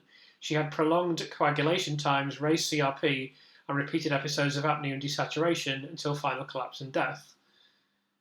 In December 2024, Zhu and Lee published new research showing that patchy skin discolorations have never been reported in infants with venous air embolism, including IV air injection. When air is injected into the veins, air bubbles must first traverse the lungs, where they are filtered out by a vast bed of small blood vessels. In infants, there is a hole in the heart, foramen ovale, that normally closes shortly after birth, so it is possible for air bubbles to escape through the hole into the arterial system. But Zhu and Lee reported no patchy skin discolorations in infants with IV injection of air. The mother should have been given antenatal antibiotics for prolonged premature rupture of membranes in a preterm infant. NICU admission, blood gas and CPAP were delayed for 3 to 4 hours, and chest X-ray was delayed for 6 hours, which subjected the infant to unnecessary acidosis, high CO2 and delay of antibiotic treatment. The infant continued to deteriorate after admission and showed signs of worsening infection, with fever intolerant of CPAP removal, deteriorating blood gases, increasing metabolic acidosis, raised CRP and repeated episodes of apnea and desaturation. She developed prolonged coagulation times, which indicate the infection was going out of control and causing early disseminated intravascular coagulation. DIC causes coagulation in the blood vessels, coagulation defect, and bleeding. Coagulation defects do not occur with air embolism. The patchy skin discolorations were caused by DIC causing clotting in the small blood vessels of the skin, which compromised blood flow, which together with hypoxia triggered dilation and contraction of small blood vessels in the skin, resulting in patches of skin discoloration, purpuric patches, and tracking lesions. In conclusion, baby Ford died of systemic sepsis, pneumonia, and disseminated intravascular coagulation. The mother should have received intrapartum antibiotics. There was delay in recognising respiratory distress after birth and starting antibiotics and treatment. There was no evidence of air embolism. So there is a considerable, almost, record of egregious failures in care. Never mind staffing. Staffing becomes irrelevant. Staffing can be an issue. Of course, underskilling and understaffing is very important. But when you have actual explicit evidence of poor care, very, very clear evidence of poor care, then you don't need to look at the staffing. You just know that this child was not dealt with in an adequate fashion. And the fact that an expert stood up in court and said, "Oh, this baby collapsed suddenly due to the injection of air," is utterly farcical. And had there been experts available to Lucy Letby of the quality they're available now, Dr. Evans would have been absolutely slaughtered in this court case. And if this goes to the Court of Appeal, I presume there's some process where Dr. Evans has to turn up. He's going to get absolutely slaughtered again. Now, hopefully that's going to be enough to overturn the case rapidly. We know in the past that the Court of Appeal has made numerous dreadful decisions and has refused the appeals of many innocent people. But the actual hearing, I have no doubt, will just be a completely one-sided affair, because there are just very clear indications that Dr. Evans is completely wrong. So It's interesting when you look back at this closing statement of Nick Johnson now, it is so poor, so poorly founded, so inadequate, so factually incorrect, you just tear it to shreds, which I'll continue to do until we get to the end of this section. As to what I'll do in the future, I'm not really sure, but the whole prosecution case is in complete tatters. It's in a state of utter disarray at this point. And people always say, oh, you haven't seen what's in the court case, you haven't seen what's in the court case. Well, I may walk you through the entire closing statement of the prosecution. So this is the most important evidence. So we're going through this now systematically through each infant so that you can see how stupid what the prosecution actually said was in court. Now, that's not the fault of the prosecution barrister. That's the fault of the fact that he's simply responding to what occurred in court. What occurred in court was a ridiculous process. Not only was it a ridiculous process, but the science that appeared in favour of the prosecution is absolute junk. So that's why the prosecution are making such inadequate assertions. So all it became, the court case, was pitting the junk science against the no science that was presented from the defence. Now that cannot be an acceptable or adequate process. And this is going to be crystal clear, even by the end of this opening video on this closing statement. Let alone, I mean, this is approximately 3.5% of the whole statement. So, you know, I could make 30, 35 videos. I really don't know what I'm going to do, but I'll deal with the opening part first and go from there. So then Nick Johnson continues. In the case of baby E, Lucy Letby's best effort was to suggest there was a delay in responding to baby E's bleeding. But of course, that depends on what the doctors were being told at the time, doesn't it? Now, it's worth remembering at this point, as we continue this journey through the prosecution's closing statement, that Lucy Letby is not required to provide explanations for what occurred on the unit. The prosecution's job is to prove that she's guilty beyond reasonable doubt. Now, obviously, they've achieved that in the eyes of the jury. I accept that. But this kind of ridiculous theatre of going through each infant and saying, oh, Lucy Letby blamed this all due to staffing and care on the unit is frankly ridiculous. However, I'm going to assess that last statement because that needs to be responded to with regard to baby E. So the assertion is that somehow the doctors weren't told the right things at the time. So before we go into the background of this infant in more depth, it's important to note that firstly, the only reason that child E didn't receive a post-mortem was because doctors on the unit told them that it wouldn't tell the parents very much. This was the decisive factor in the examination not taking place because the mother divulged that she did not ask for one because it was explained there was little point in doing so. Under usual circumstances, a post-mortem investigation would have given critical information, although given that Dr. Evans has overturned countless post-mortem examinations, we can't assume that he wouldn't have done that in this case. The second important detail here is it was Lucy herself that called Dr. David Harkness to assist with child E, effectively immediately after delivering the supposed inflicted harm that was claimed in court. This applies to many other infants in the case. In fact, it was often Lucy that raised the alarm for these infants, which is why she was around. Sometimes she wasn't the designated nurse. She wasn't the designated nurse in this case for child E, and she alerted Dr. Harkness, even though this could potentially have been incriminating.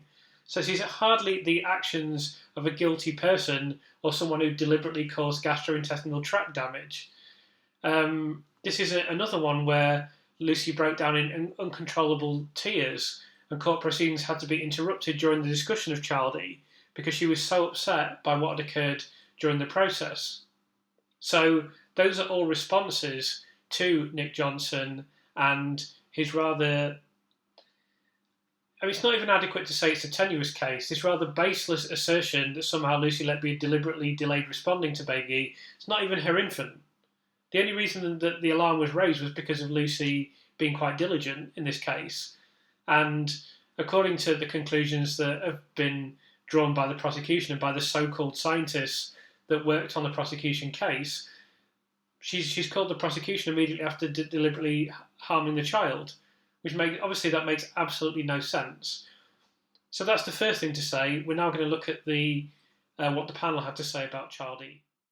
So Baby 5 was a 29 plus 5/7 week, 1,327 gram birth weight, twin 1 male infant who was born with semi-elective caesarean section for twin-twin transfusion syndrome with oligohydramnios. Antenatal ultrasound showed dilated small bowel loops and absent reversed end diastolic flow. I don't think I read that very well, but I hope it's clear. Baby 5 required bagging at birth and continuous positive airway for apnea. He showed signs of infection with low white cell and neutrophil counts and high blood sugar, which were treated with antibiotics and insulin. Chest X-ray was clear. 4 days later, he developed respiratory distress, desaturation, chest recession, oxygen need, and bilious aspirates from the nasogastric tube, but the abdomen was soft and not distended. He had 2 episodes of massive gastrointestinal bleeding with at least 25% of estimated total blood volume aspirated from the nasogastric tube. He was given normal saline, but 40 minutes later he suddenly deteriorated with desaturation, poor perfusion, low heart rate, 80 to 90 per minute, and purple patches of discoloration over the abdomen. An hour later he collapsed again and died despite resuscitation efforts. It was alleged that Baby 5 died from inflicted trauma causing upper gastrointestinal hemorrhage and intravenous injection of air, causing air embolism resulting in collapse, patchy discoloration of the skin, and death. Baby 5 was at high risk because he was preterm, had twin-twin transfusion with oligohydramnios, and his antenatal ultrasound showed reversed end diastolic flow and dilated small bowel loops. This meant blood was being sucked out of the fetus at the end of each cardiac cycle, and the intestines were likely damaged before birth. The 2 episodes of massive gastrointestinal hemorrhage were most likely due to in utero hypoxia causing stomach or small intestinal ulceration and erosion into intestinal blood vessel, or to a vascular abnormality like Dieulafoy's lesion, which can cause life-threatening hemorrhage. His 25% blood loss was likely an underestimate because more was likely lost in the intestines. Emergency transfusion with Group O negative blood should have been immediately given earlier during resuscitation. Since 20% blood loss causes shock, and Baby 5 lost much more, this was fatal. Patchy skin discolorations are caused by dilation and contraction of small blood vessels in the skin in response to hypoxia, which can occur in many conditions and are not diagnostic of air embolism. Zhu and Lee reported that non-specific localized patchy skin discolorations have not been reported in infants with venous air embolism, including IV air injection, and that only Lee sign and Liebermeister sign are diagnostic of air embolism. If air was deliberately infused through a central venous line to cause air embolism, the line will have to be reinfused with fluid to prevent detection. Collapse from air embolism occurs instantaneously. It is doubtful that this can be achieved quickly enough before other staff in the unit respond to the collapse. So Baby 5 died from massive gastrointestinal hemorrhage due to either intrauterine hypoxia causing stomach or intestinal ulceration or a congenital vascular lesion. Emergency blood transfusion should have been given much earlier, so that's another staff failing, of course. There was no evidence of air embolism, post-mortem should have been requested, yet another staff failing. So we see in this infant that the clinical picture is completely different to that which was described in court, and that Lucy, in fact, did the best that she possibly could to help this infant survive, despite the combination of massive problems for this infant, very serious clinical picture, and, of course, the usual failings on the unit. Okay, so Baby 6, or Child F, was a 29 plus 5/7 week, 1.434 kilogram birth weight, twin 2, borderline intrauterine growth restriction male infant who was born by emergency caesarean section for absent end diastolic flow. He had mild respiratory distress syndrome and hyperglycemia requiring insulin treatment. On the 5th of August 2015, at 1:30 hours, he developed sepsis and hyperglycemia and was treated with antibiotics and intravenous glucose infusion. Over the next 17 hours, his blood glucose remained low, ranged 0.8 to 2.4, despite repeat boluses of 10% dextrose. At 1000 hours, his long IV line was noticed to have tissued, with extensive swelling and induration of the right groin, thigh and leg. IV fluids were stopped from 1000 to 1200 hours, while a new long line was inserted. At 1200 hours, the IV bag was changed. At 1900 hours, the dextrose infusion was increased to 15% and the hypoglycemia resolved. It was alleged that Baby 6 was given exogenous insulin through the infusion bag because there was a prolonged period of hypoglycemia. his blood glucose inexplicably rose from 1.3 to 2.4 when his dextrose infusion stopped from 1000 to 1200 hours. His blood sugar rose after his infusion bag was changed at 1900 hours, and he had high insulin but low C-peptide levels, which indicates exogenous insulin was used. The hypoglycemia started with sepsis and was prolonged because the IV infiltrated for several hours. When hypoglycemia persisted despite 10% dextrose infusion, a higher glucose infusion should have been given earlier. Repeat boluses of 10% dextrose worsen hypoglycemia because they cause surges of blood sugar, which trigger surges of insulin secretion, resulting in a yo-yo pattern of sharp rises and falls in insulin and blood sugar. When the dextrose infusion was stopped from 1000 to 1200 hours, the blood sugar did not rise from 1.3 to 2.4 as alleged, because the blood sugar was 1.4 at 11:46 hours. The 2.4 level was measured after 1200 hours when the IV was restarted. Since infusion bags were prepared in the pharmacy, stored in the unit, and changed at 1200 hours, multiple infusion bags would have to be contaminated if there was insulin poisoning. The blood sugar rose after 1900 hours, not because the infusion bag was changed, but because the dextrose was increased to 15%. Chase and Shannon reported that preterm infants have different insulin and C-peptide normative standards than adults. Exogenous insulin is unlikely to be the cause of hypoglycemia because the C-peptide was not low for preterm infants, 20 to 45 percentile. Potassium levels were normal, insulin decreases potassium. Glucose levels should be lower if exogenous insulin was used. The insulin/C-peptide ratio was within the expected range for preterm infants. Insulin autoimmune antibodies, which are common in preterm infants, bind to insulin and increase measured insulin levels, and the immunoassay test is unreliable because interference factors such as sepsis and antibiotics can give false positive insulin readings. In conclusion, baby 6 had prolonged hypoglycemia because of sepsis, prematurity, borderline intrauterine growth restriction, lack of intravenous glucose when the long line infiltrated for a prolonged period of several hours, and poor medical management of hypoglycemia, obviously once again pointing to medical mistakes on the unit. Baby 6's insulin level and IC ratio do not prove that exogenous insulin was used and are within the norm for preterm infants. Preterm infants, and especially those with illness and drug treatments such as antibiotics, have different normative standards compared to healthy adults and older children. So I'm not going to go over every single aspect of this and explain all of it as I would do in a longer video dedicated to Child F. What I will mention is that in a previous video I've gone over the relationship between sepsis and insulin levels in preterm infants, such as neonates, and all these things are well known. I could go over all of this in much more detail, but this video will be 7 hours.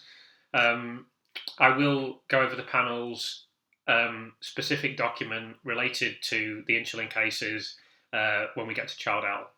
But that's, again, a very clear indication of the medical picture for Child F. So for Child G, or Baby 7, as it's written here, Nick Johnson just says there's no evidence of any staffing level issues. So this is a particularly egregious case, I would say, because this was a chronically ill infant, incredibly premature, born 4 months, roughly 4 months before usual gestation period, that weighed 500 grams at birth, half the size of a bag of sugar. I've gone over this case in considerable detail, and this infant did actually survive, and it was statistically likely when this infant was born in 2015 that this infant would die on the unit. And I realise that's a blunt statement, but it's just simply a statistical fact that it was likely this infant wouldn't survive. This infant now lives with cerebral palsy, and it was 80 to 90% likely that this infant would have severe disability, just simply because the infant's born at the 23 weeks, massively premature. So I do know a little bit about this because I once wrote a book with someone who was a Paralympic gold medalist, who was born very premature and had to have 30 brain operations before the age of 13, could have died during any of those brain operations.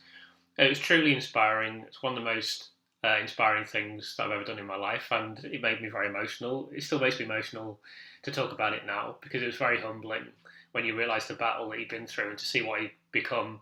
And when I saw him win the gold medal in London in the Olympics, he won a gold medal again recently. It was very emotional because I just when he gets in the pool, it's amazing. Like, it's absolutely, you can't believe it. It's like an eel. Anyway, I won't go on about that too much, but I do have some experience of knowing people that were born premature and so forth. So in this case, baby 7, child G, was a 23 plus 6 7th week, 535 gram birth weight female infant who was born in the toilet at Arrow Park Hospital after premature rupture of membranes with suspected chorioamnionitis. So straight away for me, I don't know how normal it is for babies to be born in a toilet, but it doesn't strike me as something that's ideal.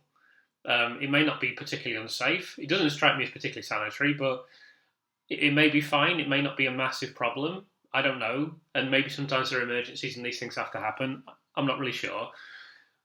But that strikes me as something that shouldn't occur, for starters. If you're talking about medical care, I don't think anyone would say the ideal medical care for an infant is any infant, let alone one that's 4 months premature, is for him to be born in a toilet. I don't think any hospital could possibly say, oh yeah, we usually try and have as many births in the toilets as possible. It just seems to me immediately that that's an issue of care. She was resuscitated at birth and treated for severe membrane hyaline disease, bilateral pulmonary interstitial emphysema, hyperglycemia, anemia, and thrombocytopenia. She had patent ductus arteriosus and mild bilateral dilatation of the cerebral ventricles. So these are heart conditions. She was transferred to Countess of Chester Hospital at 34 plus weeks on Optiflow and had gastroesophageal reflux. So I actually suffered with that. I had to have an operation, which means acid flowing up through the esophagus into causing nausea. At 38 plus weeks, she had sudden projectile vomiting, large watery stools and desaturation, followed by apnea 2 hours later. The abdomen was described as purple and distended. She was bagged and intubated with number 3 endotracheal tube. Blood-stained fluid was noted coming up the trachea. She was ventilated, sedated and given antibiotics. Chest X-ray showed patchy consolidation consistent with chronic lung disease. Her CRP and white cell counts were unremarkable. She stabilised and was transferred to Arrow Park Hospital, where she was ventilated for 6 days and given antibiotics for CRP rising to 218. Blood, urine, cerebrospinal fluid and respiratory cultures were negative. She returned to COCH, County Chester, and was discharged home.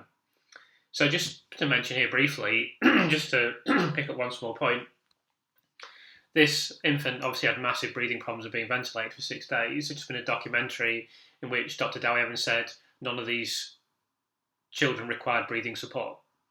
So he said that quite explicitly. So, I mean, that's a fairly remarkable statement. But we won't dwell on that any further, we'll just move on. Conviction: it was alleged that baby 7 was deliberately overfed and had injected into her stomach through the nasogastric tube, causing the vomiting and clinical deterioration. So I'll just say, as an appendage to that, that this is the infant in court where Dowie Evans accused Lucy Letby of injecting milk into the stomach of the child. There was another case, Child Q, where accusations were made about fluid, but that case didn't result in a prosecution, in a conviction, I should say. So this was already a very strange suggestion, and when you look at the cross-examination for Child G, which I have done in a previous video, but at some point I'm going to go through every infant one by one in depth, so you can see everything about that infant. It was an extraordinary train wreck in which any medic would be pretty disgusted by what was said in court with regard to this child by the so-called expert witnesses, because it was completely laughable. And it's a tragedy, really, that as far as I'm aware, the parents of this infant, who are dealing with an infant that has cerebral palsy every day, believe that their child has cerebral palsy because Lucy Letby injected milk into his stomach, her stomach, I should say. That's a fairly alarming, disturbing situation, but that is the current situation until this case is overturned, which in my view is inevitable. I just hope it happens sooner rather than later. So the panel opinion: baby 7 had infection on the night she vomited because she clinically deteriorated with desaturation and apnea and had CRP rising to 218 over the next days, which are all signs of infection. So again, throughout the court case, we see Dr. Evans saying, oh, there's no sign of infection, all these infants were perfectly fine, etc., etc., but very clear signs of infection have been discounted and they've clearly been missed on the unit as well. It's not uncommon for the CRP to climb after onset of clinical signs when there is infection. She had vomiting and large watery stools, which are common in enterovirus infection, and would explain why the blood, urine, cerebrospinal fluid and respiratory cultures were negative for bacteria, while the CRP was high at Arrow Park Hospital. Large watery stools are not consistent with overfeeding. Abdominal distension and discoloration over the abdomen are common when infants are ill with ileus, and they usually disappear when the infant recovers. The abdominal x-rays showing gaseous distension of the intestines were all taken after bag and mask ventilation and are consistent with air introduced by bagging and ileus in a sick infant. The blood-stained fluid coming up at the trachea are most likely due to trauma during intubation. Chest x-ray post-intubation did not show any continuous consolidation suggestive of pneumonia or pulmonary hemorrhage. She received 7 days of antibiotics and recovered after 7 days, which is consistent with enterovirus infection since it is usually a self-limiting disease. In conclusion, baby 7 had vomiting and clinical deterioration due to infection, probably enterovirus. There is no evidence to support injection into the stomach or overfeeding. So what we have in the case of child G, or baby 7, is a chronically ill infant that was born extremely premature, that suffered from infection, that faced very serious problems of being transferred around and being born in suboptimal conditions, and that experienced a clinical deterioration due to these very obvious reasons. The idea that this infant deteriorated due to the injection of milk is just utterly ridiculous, frankly. So then, for child G, Nick Johnson makes these comments. Lucy Letby's best effort was to offer to blame her best friend Nurse E for accidentally overfeeding baby G before she changed her mind and said she didn't believe Nurse E actually overfed baby G. Now, this is very transparent smear tactics, obviously, but in addition to that, what we're seeing here is quite surreal. The prosecution is saying, well, Lucy Letby should explain what happened to all of these infants on the unit, which under any circumstances would be odd, because that's not really the job of the defendant. But then secondly, it's also, in this case, we see in court that the actual clinical picture for these infants was frequently never communicated to the jury. It never really appeared as part of the court case, although there was discussion about it to some extent from the defence, but the prosecution has essentially just completely discounted everything that you've just heard about child G. And the thing that makes that particularly extraordinary is that you need almost no medical understanding, just even the most superficial cursory knowledge of the gestation period for an infant, for example, or what you would normally expect to see with a baby, etc., etc. Any adult, really, who's just been through like a normal level of education, if you said to them, right, a baby's born at 23 weeks, it's supposed to be born at 40 weeks, is that very serious for the infant? Yes. The infant's born 500 grams, half the size of a bag of sugar, whereas they're usually, 8 pounds? I don't know what the average birth weight is. Is that worrying? Yes. And then all of there's very clear signs of infection. Very clear. Very, very clear signs of infection in this case. It's not even remotely contentious. This infant was clearly suffering with an infection that's just been completely discounted. For any young infant, a serious infection is problematical. For a neonate, it's really problematical. For a premature infant that's born at 500 grams, 4 months before, it's supposed to be in the womb for another 16 weeks, growing and being nourished. These are massive problems, but they're just completely discounted in the court case in favour of, Lucy Letby injected milk into the stomach. And then we see this ridiculous theatre of Nick Johnson going through all the infants and saying, Lucy Letby couldn't explain why it got into trouble, when all the information for why this infant got into trouble is there in the clinical notes. And this is the farce of this court case, where there should have been now there's 15, 20 medical experts and 50 experts in Mark McDonald's team, and there are more people joining all the time. They should have been available for this court case. The fact that this court case has produced a guilty verdict is entirely reflective of the fact that the entire process was unsatisfactory, deeply unsatisfactory. It would be unsatisfactory for anything. It would be unsatisfactory if you were investigating something relatively trivial. It still wouldn't have any scientific merit, but given that you want to put this woman away for 14, 15 life sentences and you've done it, there has to be a fair process, and there has to be a process that looks at the actual medical information in a sensible, sustained fashion. Not, and yet we've been told throughout by people that want to believe that Lucy Letby is guilty and still believe that Lucy Letby is guilty now.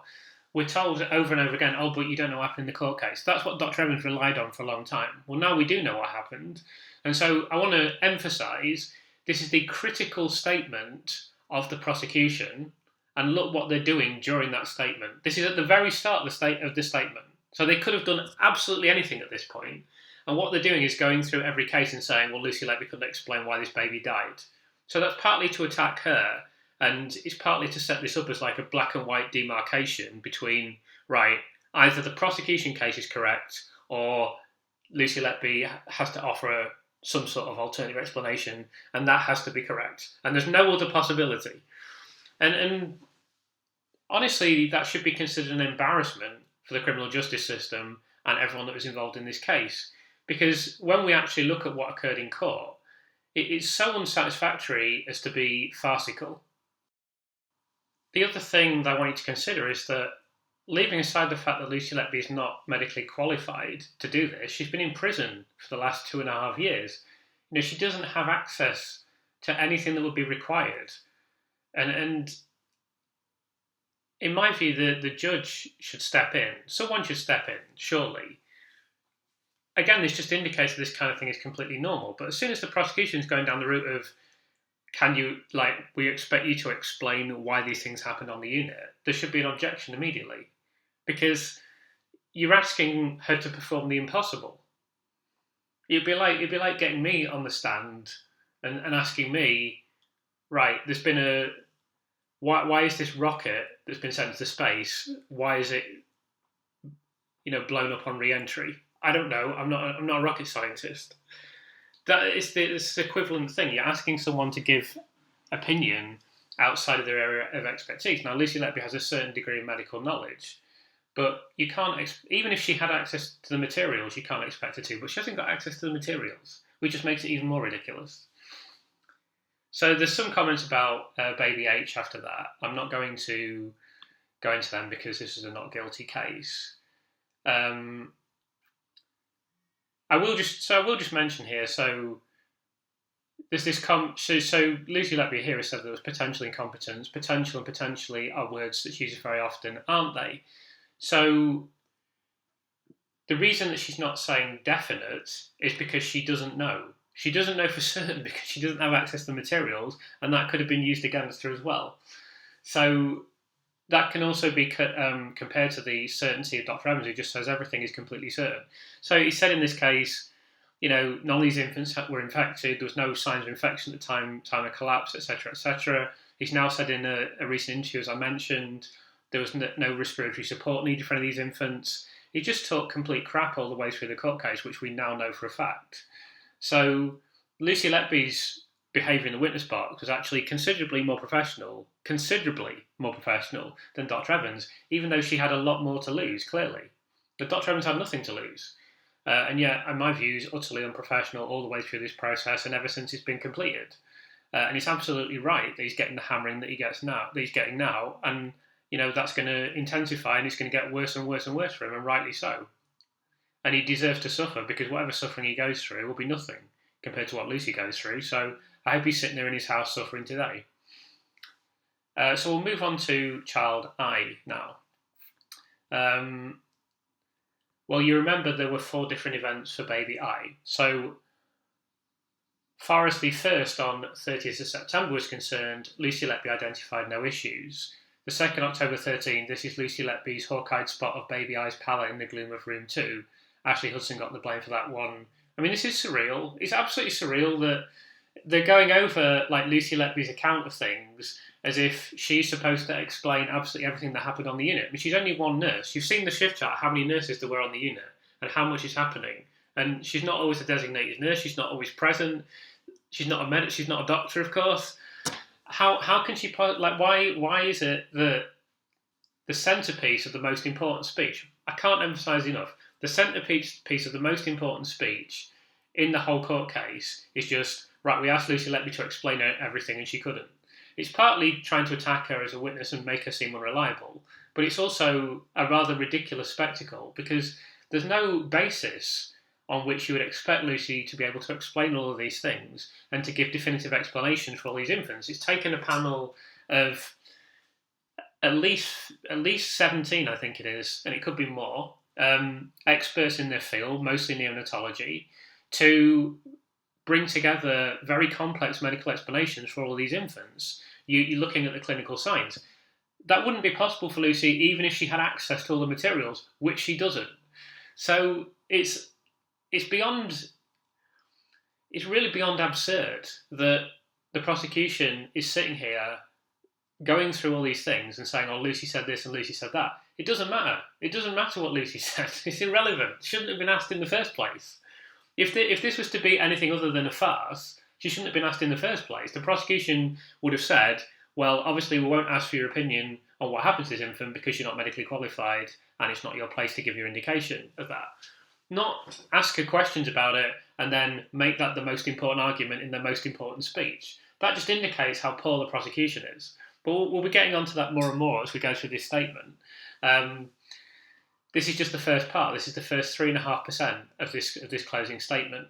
But it's significant that they begin the closing statement with the things that I'll summarise at the end. But in particular, saying, oh, Lucy Letby said there was this, but, it's just ridiculous, utterly ridiculous. So I want to emphasise at this point that Child Eye is another very vulnerable infant, very premature. We'll go through all the details of Child Eye in a second. But when we looked at the charts, as a matter of fact, Baby Eye had been off full monitoring for much longer than 48 hours. With the third incident the following night, October the 14th, no issues identified.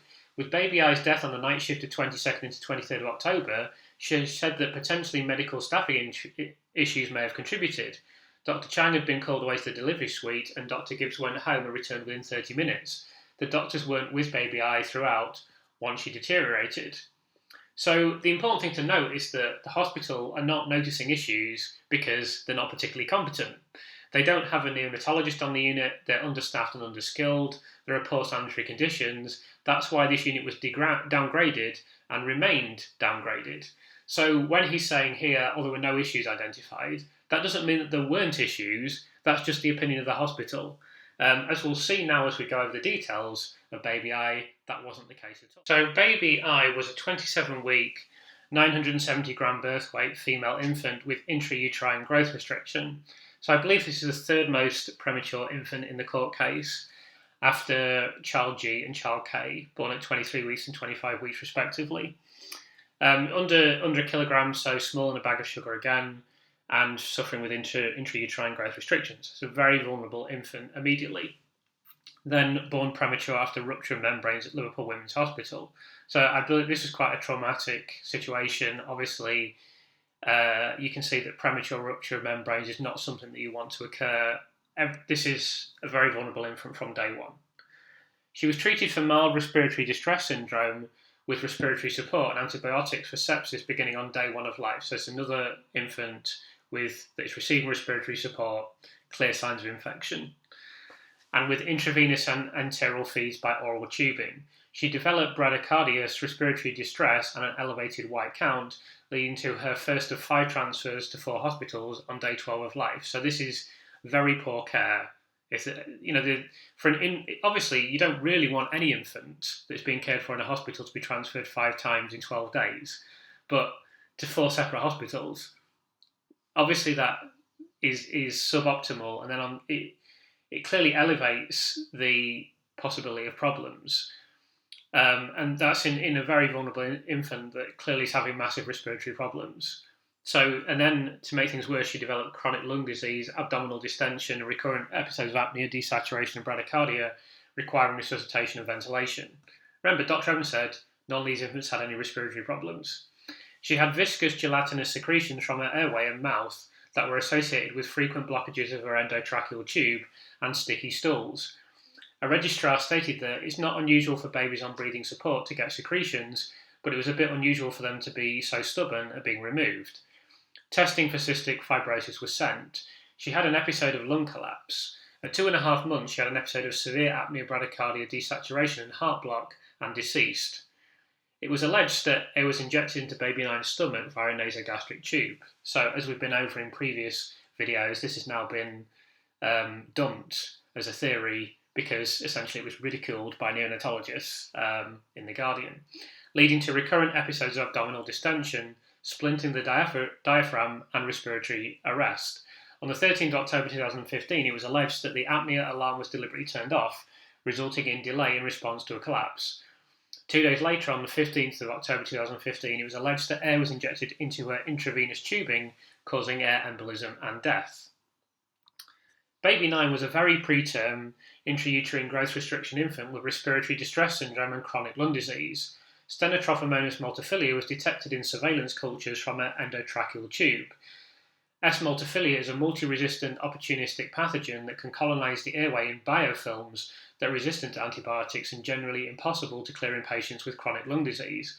The thick secretions can block endotracheal tubes and interfere with ventilation in the small airways of these vulnerable infants, which together with other factors like chronic lung disease led to recurrent episodes of apnea, desaturation, bradycardia, respiratory failure and collapse. S. multifilia colonization would have further compromised her ventilatory capacity. The initial abdominal distension was likely due to sepsis causing ileus or to lactose intolerance, as there was a family history and stools were positive for reducing substances. The repeated abdominal x-rays showing intestinal gaseous distension were all taken after resuscitation, and air was likely introduced by bagging. A nurse explained that the reason the apnea alarm did not sound was because the apnea alarm goes off if there is a 20-second period of no breaths, but because she was gasping and it was less than 20 seconds, it hadn't gone off. There is no evidence that embolism was involved. Baby I was not treated for Stenotrophomonas multifilia. Excuse me. Baby 9 died of respiratory complications caused by respiratory distress syndrome. Remember, none of these infants have got breathing problems. None of these infants have any signs of infection, according to Dr. Evans. And chronic lung disease complicated by S. multifilia colonization. The doctors failed to respond to surveillance warnings, so this is yet another error on the unit. There's essentially error on the unit in every single case. About S. multifilia did not recognise the diagnosis and did not treat it with the appropriate antibiotics. This was a likely preventable death. It doesn't get much worse than that. There is no evidence of air causing splint of the diaphragm or of air embolism. There is evidence that the apnea alarm was not turned off. So that would be another medical error in this litany of medical errors. So when Nick Johnson is saying during the prosecution closing speech, oh, we can't find any staffing issues or we can't find any problems on the unit, that's because the person that put all the evidence in the court case, the scientific evidence, didn't look for them. Dr. Evans never looked for these things. He discounted everything other than the supposedly malignant behaviour of Lucy Letby. And if you look through this definition here, the panel opinion, you see the very clinical, precise, surgical nature of what these experts have done compared to Dr. Evans, who just said, oh, the infant collapsed when it wasn't expected and then it wasn't resuscitated, so this has to be an air embolism. Oh, look, I found this paper from 35 years ago that I don't understand. It's just nowhere near. There is no way on God's green earth that Dr. Evans could have produced this report.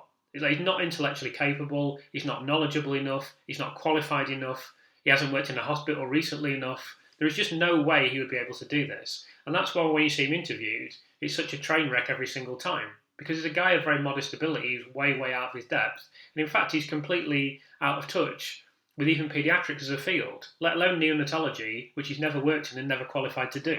That's why these reports are so much better than what you hear from Dr. Evans. So now we'll return to the comments of Nick Johnson. So he just says, we'll come to that, ladies and gentlemen, but given the opinion of Dr. Manarides, we suggest that too is a non-starter. Now let's be clear, Dr. Manarides has endorsed the injection of air into the stomach theory that Dr. Evans has put forward. We know for a fact Dr. Manarides never looked at the clinical notes. He did not look at the clinical notes. Let's be crystal clear on that. He simply endorsed, again, it's just a rubber stamping of the opinion of Dr. Evans, as in the case of Dr. Bohin, where Dr. Evans passed Dr. Bohin his conclusions and she decided whether or not she agreed with them. Surprisingly, she agreed with them. This is exactly the same thing again, but Dr. Manarides endorsed a theory in the injection of air into the stomach that Dr. Evans has now abandoned. So that's another thing to point out that's very important. So we're not going to look at baby J because this was another one where there's no conviction.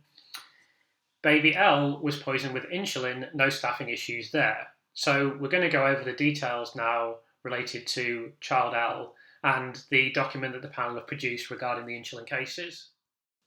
So this is the panel expert witness report on baby F and baby L. So you see the biographies of the people that have written this here. There's Dr. Neil Ayton, specialist in paediatrics, neonatal medicine, on the General Medical Council Register, consultant neonatologist at Royal Sussex County Hospital. Professor Alan Wayne Jones, professor in forensic toxicology.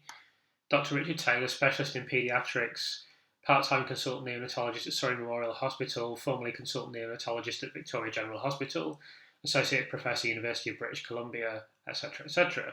Dr. Adil Ismail, consultant in clinical biochemistry and chemical endocrinology, director of pathology services, member of Mid Yorkshire Trust Board, and honorary senior lecturer at Leeds Medical School.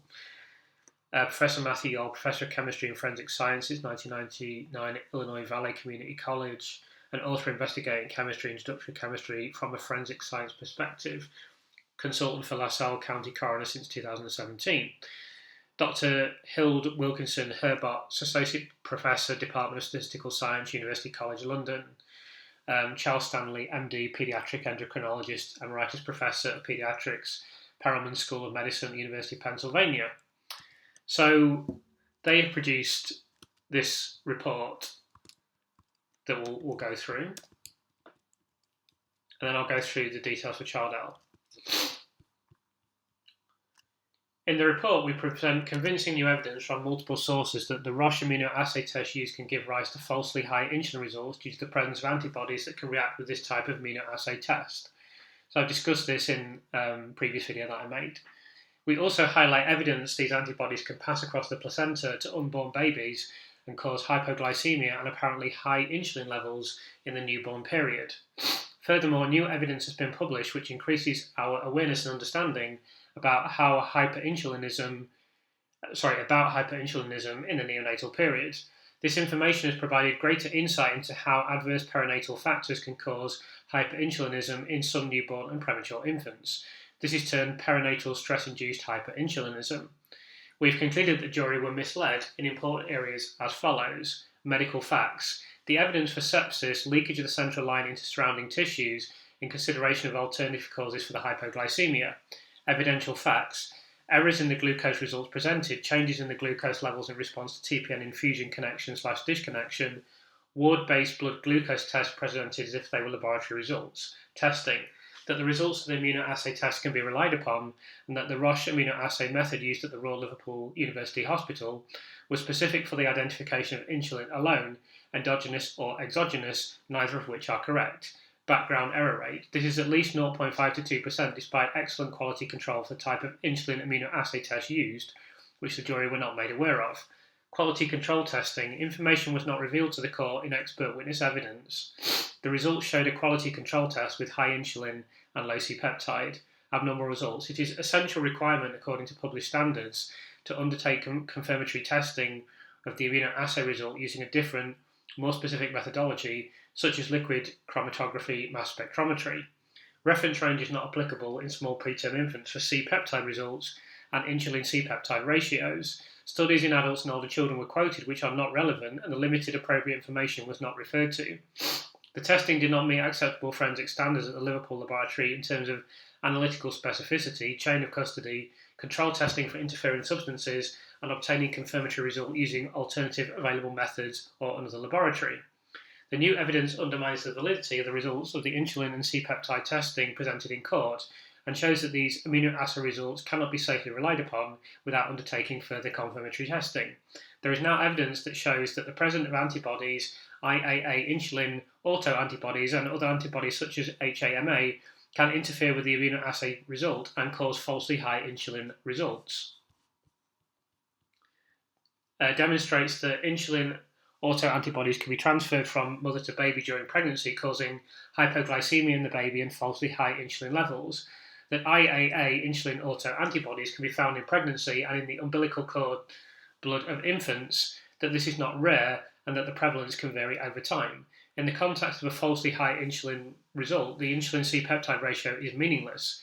demonstrates there are alternative medical explanations which explain the hypoglycemia in both babies, such as line failure, sepsis, and perinatal stress-induced hyperinsulinism. Note that line failure is yet another medical error on the unit. These alternative possibilities were not considered.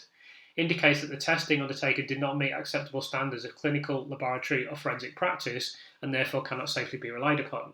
Our inescapable conclusion is that this evidence significantly undermines the validity of the assertions made about the insulin C-peptide testing presented in court. So I'll now go on to discuss Child L. So this is Child L, Baby 12 summary. Baby 12 was a 33 plus 2/7 week, 1.465 kilogram birth weight, twin 1, severe intrauterine growth restricted preterm male infant who was delivered by caesarean section for poor growth and oligohydramnios at 10-13 hours. On admission to the NICU, neonatal intensive care unit, his initial blood glucose was 1.9 and he was started on intravenous 10% dextrose at 100 millilitres per kilogram per day. The next day he was kept on intravenous TPN, total perinatal nutrition, I think that stands for, perietal nutrition. It's just a feeding bag, type of feeding bag. 75 millilitres per kilogram per day plus 10% dextrose at 1 millilitre per kilogram per day plus nasogastric feeds. His blood glucose was 3.6 at 0054 hours but dropped after that and was low throughout the day, 1.5 to 1.9. Blood tests showed C-peptide 264, insulin 1079. At 1920 hours, his dextrose infusion was increased to 12.5% and blood glucose improved to 2.0 to 2.4. The next day, his blood glucose ranged from 2.1 to 2.4. The next day, a long line was inserted. His dextrose infusion was increased to 15% at 0130 hours and fluid volume increased at 700 hours. His blood glucose stabilised after that from 2.7 to 3.0. Feeds were increased, the intravenous infusion was weaned off, and he was discharged home. Conviction. It was alleged that baby 12 received exogenous insulin, which caused hypoglycemia. The evidence is based on a high insulin to low C-peptide level ratio. It is common for preterm and intrauterine growth restriction infants to have hypoglycemia due to their limited glycogen and fat stores, inability to generate new glycose using gluconeogenesis pathways, higher metabolic demands due to relatively larger brain size, and inability to mount a counter-regulatory response to hypoglycemia. Baby 12's blood glucose dropped from 0054 hours on day after admission, but his dextrose concentration was not increased until 1920 hours. This is a long interval without adequate sugar, and intervention should have been earlier, so that's another medical mistake. His blood sugar improved in response to 2.0 to 2.4. However, this is still low and further intervention was necessary. This is another medical mistake. Again, there was delay. This is another medical mistake, and his glucose concentration was not increased to 15% until the next day at 0130 hours, and the volume was not increased until 0700 hours. This is another medical mistake. His blood sugars improved to normal range after that. The fact that his blood sugar improved each time the glucose infusion increased indicates that the hypoglycemia persisted because insufficient dextrose was given for this infant's needs. Chase et al. Reported that premature infants have different normative standards for insulin C-peptide than adults. The insulin C-peptide ratio does not prove exogenous insulin was administered because the C-peptide was not low for preterm infants, 20 to 45 percentile. Potassium levels were normal, insulin decreases potassium, antibodies can store insulin in the blood, glucose levels should be lower if exogenous insulin was used. The infant's glycemic profile was inconsistent with insulin administration but consistent with the delivered IV feeding profile. The IC ratio was within the expected range for preterm infants, and the immunoassay test is unreliable because interference factors can give false positive insulin readings. In conclusion, hypoglycemia was due to preterm birth and severe intrauterine growth restriction. Its medical management was inadequate. Fundamental mistakes on the unit. Baby F's insulin level and IC ratio do not prove that exogenous insulin was used and are within the norm for preterm infants. Preterm infants and those with illness have different normative standards compared to healthy adults and older children. So what you could say in summary in relation to all that information is that firstly, the idea that it's been definitively shown that there was exogenous insulin administered, let alone by Lucy Letby, there was massive logistical problems with that, as we've discussed in previous videos. But even just the administration of exogenous insulin has not been demonstrated and is highly unlikely. And secondly, Nick Johnson saying there's no sign of any medical errors on the unit, whereas in reality, there are, again, this is a catalogue of medical failings that are very clear. So at this point, we're getting towards the end of the infants. We have babies M, N, O, P, and Q to go. Now, I've already been over baby O, so there's no conviction on baby Q. There's only 3 infants to go. So I'm going to read through the final comments related to these infants. Baby M, Lucy Letby said the unit was very stretched and that baby M was not in a proper space. So I will say with regard to this, it is known that there was insufficient space on the unit. This is another assertion that she's made that is essentially correct. I should mention as well they've missed out baby K because there's literally no evidence for baby K. But like the others, there was nothing she could put her finger on. So as Nick Johnson has already conceded, there's no basis to expect her to do this. With baby N on the 3rd of June, nothing. At handover on 15th of June, she said that the unit was very busy, but baby N was due to go home. And late on in the shift, she said there was an issue with intubation. Well, none of that deals with why baby N needed to be intubated in the first place or why he was bleeding. Even less is it evidence of some sort of staffing or operational deficiency. So I want to mention with regard to baby N that Lucy mentioned issues to do with chest drainage, so that will become significant later. So we've already dealt with baby O, but I will just read that out as well. In the case of baby O, it was suggested by Lucy Letby that there had been an issue with the inadequacy of dealing with the concerns raised by Sophie Ellis overnight, though neither the charts nor the evidence you heard from those who were there suggested that there was a problem. So I've already read out the panel response for child O. The best Lucy Letby could come up with in the case of his brother baby P was that there were potentially issues with the chest drains, but cannot say. Then finally baby Q, there was nothing, so much for staffing shortages and incompetence. So where is the evidence of the shortcomings alleged? I won't continue from that point. I'll now go over the remaining infants and what the panel said about those infants. So for child M and baby 13, I'm not going to read through the entire thing now because this video's gone on long enough and we've established all of the patterns here. But this was another infant that had sepsis from birth, including jaundice requiring phototherapy and hypoglycemia, was treated with antibiotics, clinically deteriorated, abdominal distension, increased work of breathing, raised temperature, and they cite chaotic resuscitation with adrenaline doses, noting that air embolism is sudden and catastrophic and does not present over 4 hours with gradual deterioration. The infant would not recover quickly. So, I mean, this is just a farcical thing that shouldn't really have been in the court case. These last few cases really don't merit too much consideration. Just simply say that child M, baby 13, desaturation of bradycardia was caused by apnea from sepsis. So we're told there's no infection in the infants or the eustachian valve. The resuscitation was suboptimal, so yet more evidence of medical failure on the unit. So baby 14 or child N, this infant desaturated, as is mentioned above. I'll just go on to the panel opinion. The initial screaming episode is unlikely to be due to inflicted injury because injury of such intensity to cause 30 minutes of screaming would have caused bleeding, which was not present. It is not due to embolism because crying due to embolism is of short duration, is a response to hypoxia, etc., etc. There's some discussion of haemophilia here and various other things. At the conclusion, the subsequent episode of desaturation was due to bleeding, likely spontaneously from haemophilia or routine cares, and exacerbated by repeated traumatic intubation attempts, once again indicating errors in care. So I'm going to go finally onto baby P, or 16 as it's described here. I will read the entirety of this one out. Baby 16 is a 33 plus 2/7 week, 2 kilogram birth weight triplet, one male infant born by caesarean section for maternal discomfort.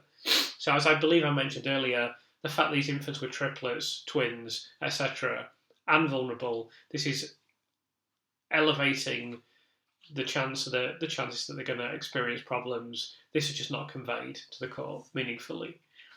Infant had mild respiratory distress and was put on continuous positive airway pressure. At 16 hours of age, CPAP was changed to nasal cannula, but 3.5 hours later he developed apnea. Abdomen was full and mildly distended, soft, with no tenderness and active bowel sounds, but with mild erythema rather at the base of the umbilicus. Antibiotics were started. The next day, he suddenly developed desaturation and low heart rate and was intubated and ventilated with high pressures, 26/6 rate, 60 minutes, FiO2 26%, and given adrenaline. Chest x-ray showed a moderately large right pneumothorax. An hour later, he again developed desaturation and low heart rate. Capnography showed the endotracheal tube was dislodged. He was resuscitated and a new endotracheal tube was inserted. The pneumothorax was needled about 3 hours after the first deterioration, and a chest tube was inserted about 2.5 hours later. He had persistent metabolic acidosis despite bicarbonate infusion. 1.5 hours later, he had cardiorespiratory arrest and died. It was alleged that air was injected into baby 16's stomach by nasogastric tube, since abandoned by Dr. Dowie Evans, which caused gastric distension and splint in the diaphragm leading to collapse. The allegation has since been changed to air and was later injected into his intravenous line to cause air embolism, collapse and death. The initial gaseous distension in the abdomen was caused by CPAP and not by injection of air into the nasogastric tube. It is unclear whether the nasogastric tube was open to drainage, so Lucy Letby mentioned drainage issues related to this infant, and that is something specifically cited by the panel. Baby 16's care after the collapse on 24th of June was mismanaged, and there were unacceptable delays in recognition and treatment of the pneumothorax. Delay in treatment of the pneumothorax led to persistent metabolic acidosis because of persistent poor circulation and gas exchange caused by the pneumothorax. It is unclear whether the pneumothorax preceded or followed the resuscitation.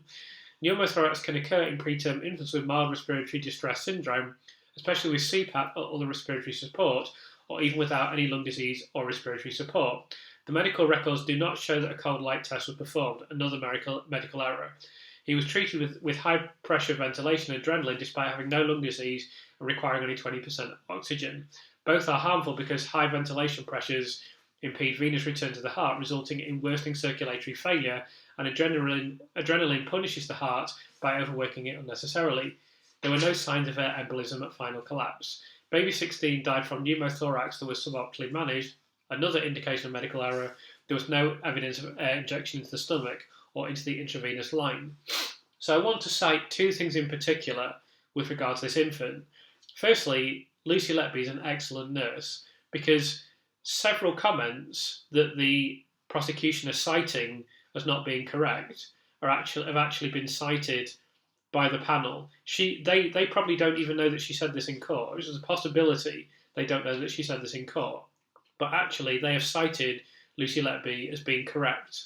That's the first thing. The second thing is there is an absolute catalogue of medical errors on the unit. We're seeing in every infant there are multiple errors.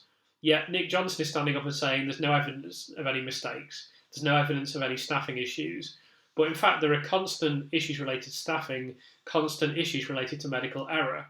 What he has stated in his closing statement here with regard to the infant, you might as well just tear that up and wipe your bottom with it, because it's absolute rubbish. It's worthless. Everything he said in his closing statement has no value whatsoever, and we know that it's total rubbish. This is the start of this closing statement. It could take me half a year to go over through the entire thing, bit by bit. But this first, very critical opening statement to this closing to the entire prosecution case is so fundamentally flawed, we might as well say that it's just complete rubbish at this point. We might as well just tear it up and say that is all just material that has no value whatsoever. So for Child Q, I will very briefly mention that the deterioration with vomiting in this case was because the infant was developing early necrotizing enterocolitis or sepsis. This has been widely cited by everyone that's looked at the case with medical qualifications, apart from Dr. Evans. So we'll return now to the statement of Nick Johnson. So we're here in the statement. Where is the evidence of the shortcomings alleged in a defence statement? So now we've seen that there are overwhelming shortcomings on this unit. We know for a fact there's problems with transportation. There's problems with there being overcrowding on the unit and not enough space. We know that there's problems with understaffing. We know that there's problems with underskilling. But then on top of that, there's this enormous number, this litany of medical errors and errors in management of the infants that has occurred on this unit. So this, as I said, this statement, I'm going to go in at the end of this video into the reasons why the prosecution has approached it in this manner, but this entire statement can just be torn up. We know for a fact this is all complete rubbish. The approach and the specific information that the prosecution has put into their most important speech right at the start of the speech, so it's of critical importance, we now know has literally no merit whatsoever. And that is absolutely undeniably demonstrated just even by this relatively short presentation. You could go into much, much more detail than I'm going into now. And you could get someone who's medically qualified to do it as well, which would definitely help. But even in my unskilled and relatively brief presentation, it's crystal clear that this closing statement is worthless. But let's continue. Where is the evidence, the suggestions being put to the doctors on behalf of Lucy Letby? So I'll simply say in response to that, that several of her suggestions, she shouldn't be required to make suggestions, as we've established, but several of her suggestions have actually been vindicated by the International Panel of Medical Experts. From what shortcomings were the Gang of Four trying to deflect? What was the motive of the Gang of Four for scapegoating Lucy Letby? She didn't give you specifics. She hasn't told you the evidence for her theory. It's no answer for the defence to say that Lucy Letby, is not qualified to say because she's the one making the allegation. So I want you to consider that in the very opening portion of the closing speech of Nick Johnson, he has placed an enormous and I would say unseemly emphasis on requiring Lucy Letby to give explanations for all of the medical outcomes on this neonatal unit, even though he himself has conceded that she's not qualified to do this. Now, you would think in any kind of adult process, this would immediately render this a redundant exercise, but instead Johnson makes this one of the most central contentions in his closing statement. Essentially, he's stating, we blamed Lucy Letby for all of this, and when we asked her, she couldn't find anything or anyone to blame. On the one hand, this is a typical tactic of prosecutors or barristers generally of discrediting the opposition. It is then secondly intended to make Lucy Letby appear dishonest or unreliable. And then thirdly, the case is being framed in this way because the prosecutor is attempting to make the jury believe that the onus is on Lucy Letby to explain the problems on the unit. Of course, this is a completely unreasonable and even ridiculous proposition, and ironically, even Johnson himself has conceded this. Not only does he know that it's ridiculous, he's even told the jury that it's ridiculous, albeit fleetingly. So the whole premise of what he's saying is without merit, but also it should be added to that essentially he's making this a simple proposition of either the prosecution is completely correct or there has to be a kind of neat alternative explanation. So I'll expand on that concept later on. I just want to continue with this statement at the moment. Just as we make the allegation here, we produce the evidence. The evidence is tested. As His Lordship told you last Thursday, and you have in writing, the questions asked by counsel are not as much as we would like them to be. The questions we ask are not the evidence. That applies to us both. Lucy Letby has to prove nothing. There is no burden on her, but there is, as a matter of fact, no evidence to support her allegations. So, firstly, we know this is untrue. Actually, Lucy's comments were, ironically, quite accurate. Secondly, there is no onus on her to make allegations or prove what happened. She doesn't have to prove her innocence, and this shouldn't really be part of the trial. The prosecution has to prove her guilt. This entire segment of the speech is intended to communicate to the jury the idea that we've provided explanations for what occurred on the unit, and there are no other possible explanations. Of course, we now know that to be completely untrue, and in fact spectacularly inaccurate. The entire substance of the speech so far is fundamentally incorrect. So I want that to be understood, and I want people to let that sink in. This entire prosecution is fundamentally based on incorrect information. We know that for a fact due to the emphasis of this critical closing statement from the leading prosecution barrister. So Nick Johnson continues, we've seen it put, haven't we, ladies and gentlemen, with enthusiasm to several of the medics that they are in some way part of a conspiracy to convict the innocent Lucy Letby. So this is just smear tactics, quite obviously. However, we know a lot more about the background of the consultants now, and you will hear more about that eventually. And it's been suggested that these people have invented evidence to persuade you that ultimately she is guilty. So it should just be mentioned briefly at this point.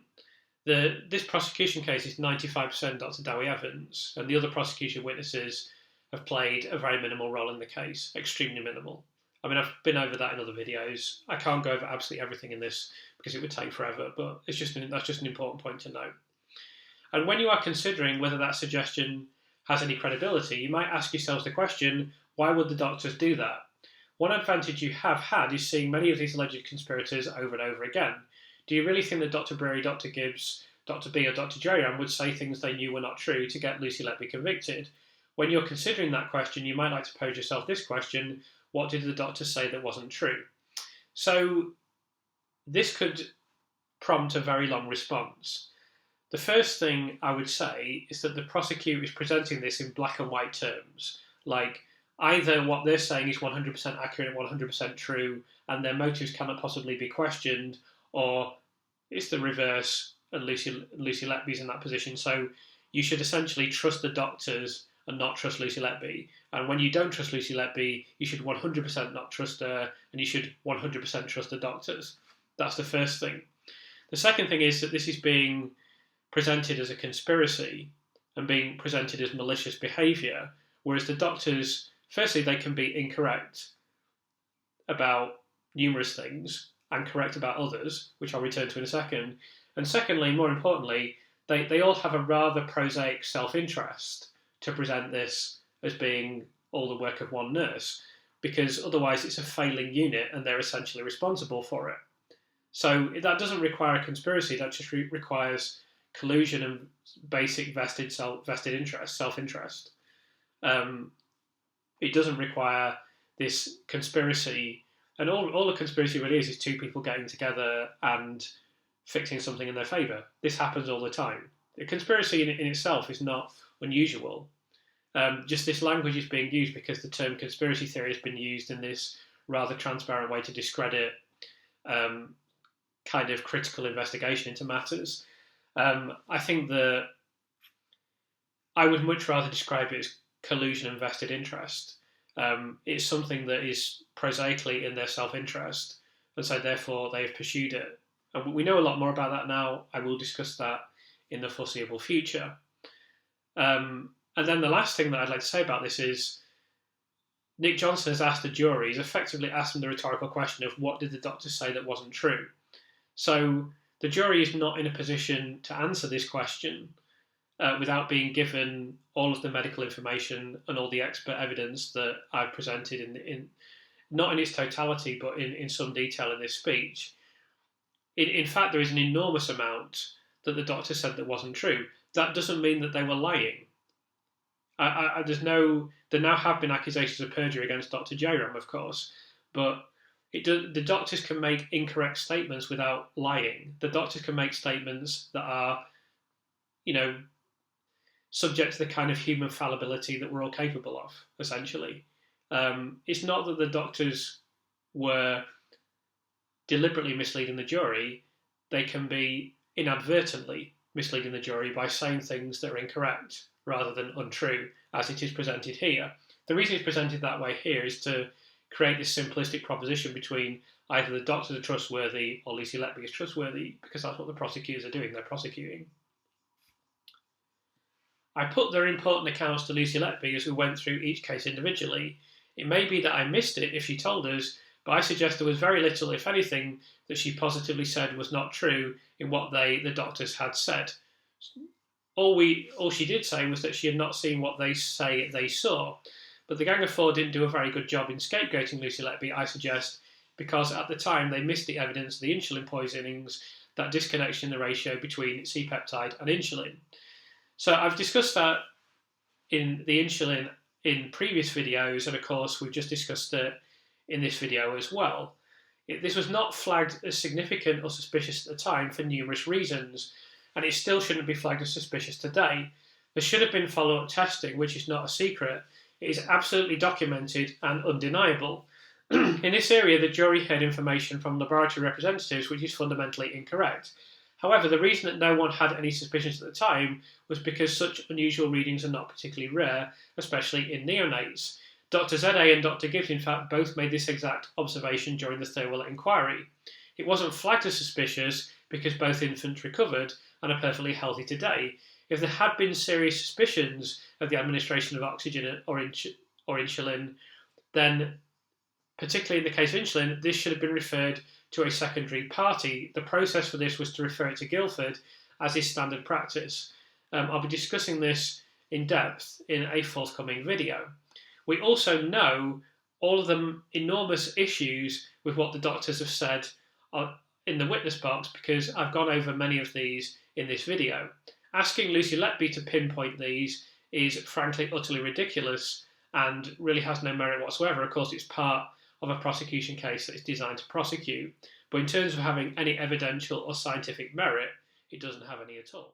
So it's a conspiracy to scapegoat her, where the conspirators, have actually missed the best bit of evidence. So again, he's conceding here the insulin case is the best bit of evidence. Pretty much the only evidence in this case. Astonishing, all the clues in the insulin case point in one direction, don't they? And she's sitting at the back of the court. All the evidence suggests that the consultants at the hospital didn't even know about the wildly out-of-kilter ratio between insulin and C-peptide when they blew the whistle. So I want to emphasise again how important the insulin cases are in the prosecution. Even Johnson here is describing this as the best bit of evidence. Without the insulin cases, you don't really have a prosecution because there is nothing of solidity whatsoever. Johnson is aware of this, and that is why he, quite rightly, leans heavily on the one piece of remotely solid evidence that has been provided.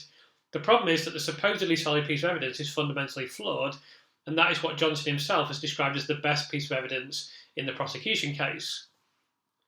Was that turning up just a bit of good luck from their point of view, or does it prove, in effect, what we allege, that she was responsible? There's a very serious point in all this, ladies and gentlemen. What if there's no evidence to support it? Is Lucy Letby so fixated on seeking to persuade you that there is a conspiracy among the doctors? So, the reason that this is being emphasised so much is because Nick Johnson is creating a straw man argument that you either have to believe that it was a conspiracy among the doctors to frame Lucy Letby, or you have to believe that Lucy Letby is solely responsible.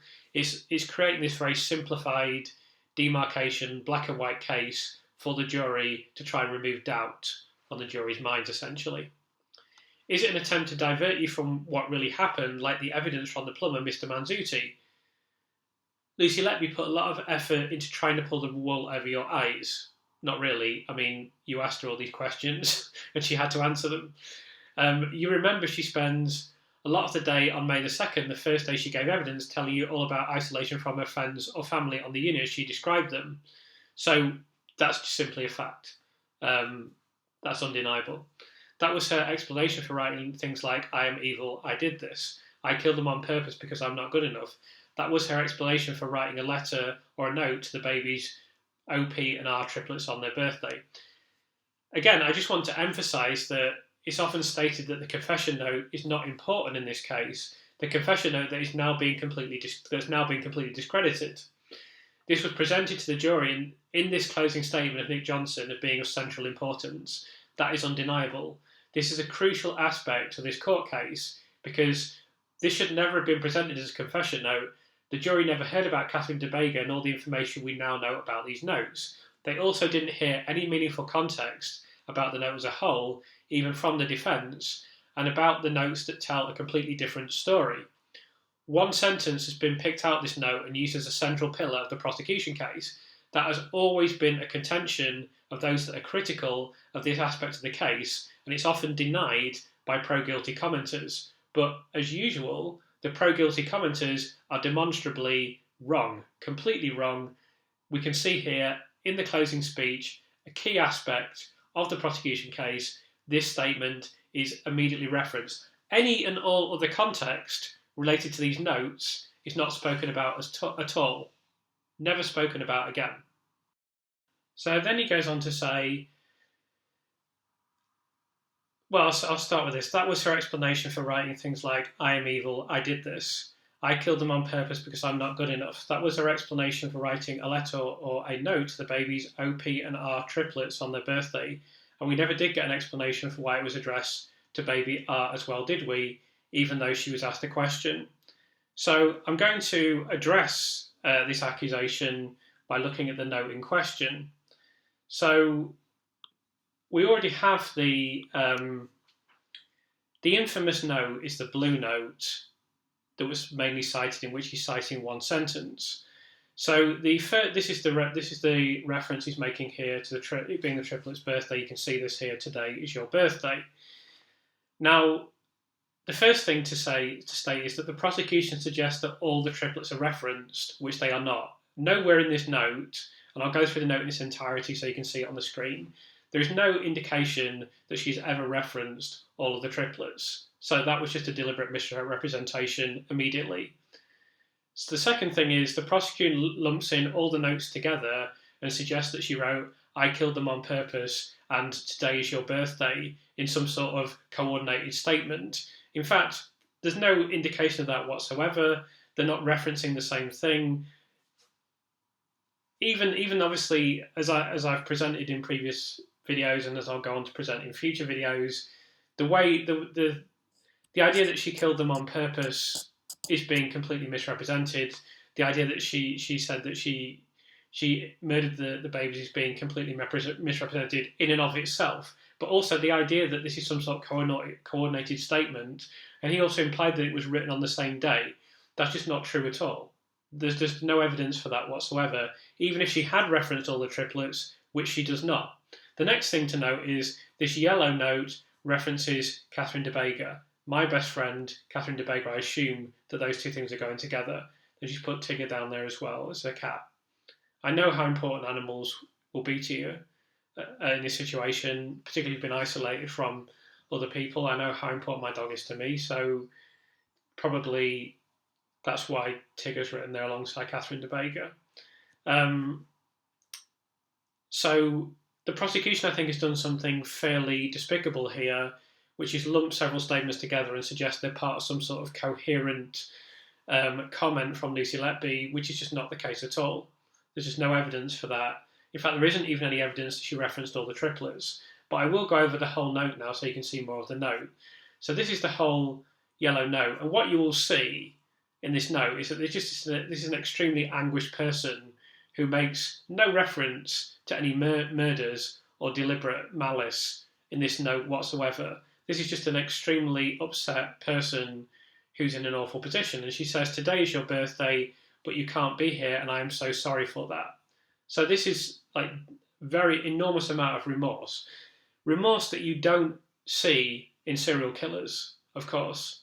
They tend to be proud of their crimes, or they tend to have a very complicated relationship with their crimes. They're not just outright sorry for the fact that the parents can't be with their children anymore. And she references the parents very specifically in this, talking about the pain that they must have felt, the pain that they must have gone through. And she says she's so sorry for that.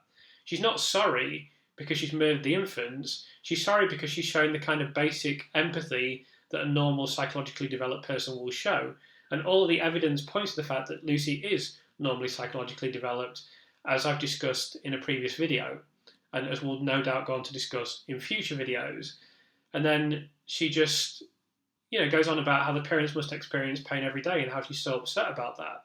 And she says, "We tried our best." Now, you don't see that being referenced by the prosecution, the fact that she tried her best. Why would she say she tried her best to resuscitate the children and to help the children and to save the children? Why would she say that if she was the murderer of the children?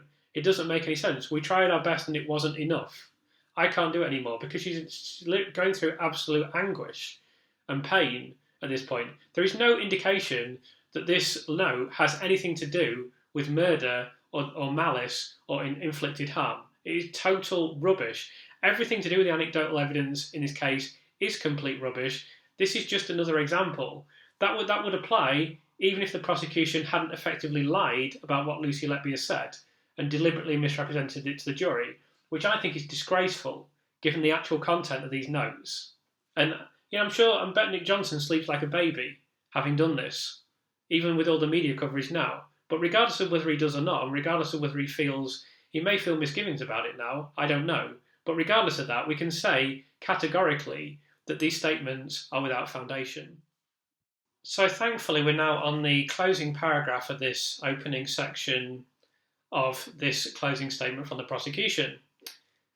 And Nick Johnson says, I'm not going to spend time now addressing you about Lucy Letby's notes. We will come back to them at the end when we look at what she did before she left the unit at the end of June or the beginning of July 2016. Although, having said that, I'm not going to spend a lot of your time looking at Lucy Letby's notes. There are more important things in this case. Part of the truth, though, came out eventually. On Friday 9th of June, we established that Lucy Letby was not isolated. That is now incorrect. We know for a fact that she was isolated from her friends, so that is yet another misrepresentation in this prosecution case. So I just want to mention, before we go into the final summary of this statement, that what he's saying here is a rather typical and transparent trick of language. He's saying here, hey, I didn't even want to discuss the confession note. I've just dropped it in there accidentally. I'm reluctant to do so, but I just wanted to remind you that we're saying that Lucy's confessed to this already. Hey, we've got tons of really great evidence to come, so I didn't need to discuss any of that, although I have mentioned it, obviously, but hey, I didn't really want to, because we've got loads of great evidence to come. It's just a very typical trick of prosecution. It's just kind of specious nonsense, essentially. Obviously, they wanted to get the confession note in there. Obviously, they wanted to assert that was a confession. Obviously, that's a critical aspect of the prosecution case. Otherwise, they wouldn't have mentioned it. If it wasn't important, they wouldn't have brought it up. It's as simple as that. Why would they waste their time bringing things up that aren't important, and so early on in this speech at a critical point after he's just been over the infants? But then he's saying, hey, it doesn't really matter. The reason he's probably saying that is because he probably knows that those notes have absolutely no merit as a confession, and that actually the defence should have done a much better job of defending Lucy Letby on this point. So in summary, I want to go over these 14 themes that are present in this initial portion of the closing statement.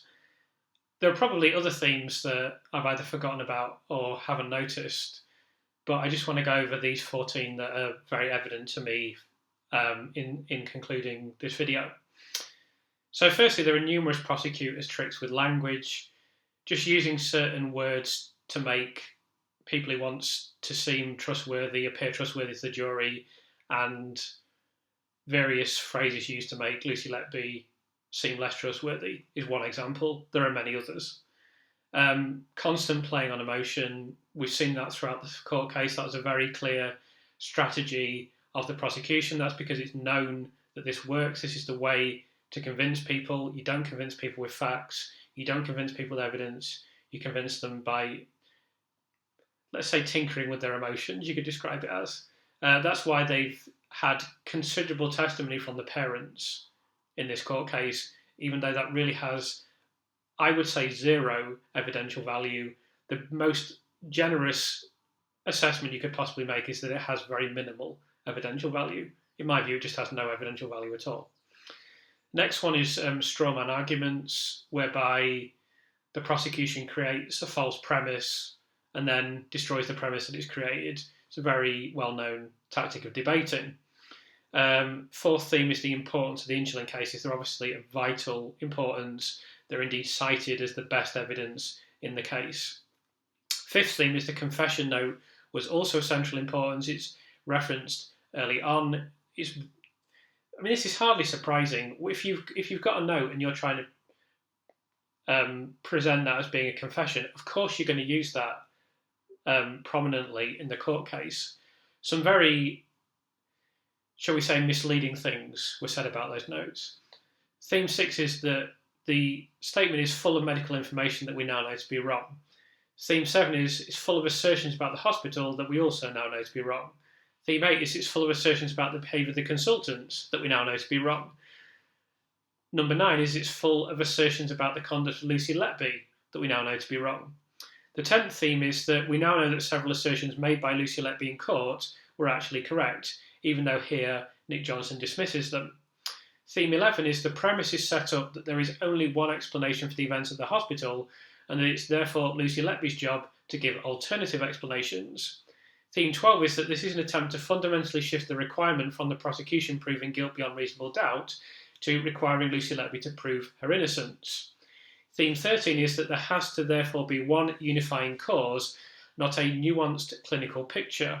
The reason for this is to create a black and white argument in an attempt to remove doubt in the minds of jurors. And the final theme is this interesting notion of quantitative value versus qualitative value that I think feeds into so many different areas and is a subject that I'm very interested in, broadly speaking. So what the prosecution has attempted to do here is pile up an enormous amount of evidence and then say, look, there's a lot of that thing, therefore there's no smoke without fire. Whereas the actual qualitative evidence of the massive pile that they've created is very poor. And it should be assessed on its qualitative value. But it's a typical error of human reasoning to think, oh, look, there's a lot of evidence, therefore there must be some basis to what they're saying. Whereas in fact, it is the qualitative value of the evidence that determines whether or not it has any merit. I used earlier the analogy of the moon being made out of cheese. Now, you could put together an enormous amount of evidence to try to suggest that the moon was made out of cheese, but ultimately it's still not made out of cheese. The qualitative value of that evidence would be very poor. This could relate to something such as the Earth being flat, as an example. I'm not here to kick the flat earthers, they're welcome to their opinion. I don't really have a strong opinion one way or another, but I think the qualitative value that I've seen of evidence that the Earth is flat is quite poor. And this was a very deliberate strategy used by the prosecution in this court case. We're seeing here this closing statement was 100,000 words, and that's just one small part of the trial. So they've piled up an enormous amount of evidence, but what we know now is that the qualitative value of that evidence is very poor. And I think this presentation and this video should make that clear as well. Even coming from me, someone who's not medically qualified, it's still not difficult to respond to the statements made by Nick Johnson. And it could, as I say, be done in much greater depth than this. So that's the end of this video. It's the longest one I've ever made. I'll end it as quickly as possible by just saying, if you have any queries, comments, or any other observations to make, please do leave comments. I try to respond to everything that I receive, and I'm really grateful for all of your contribution.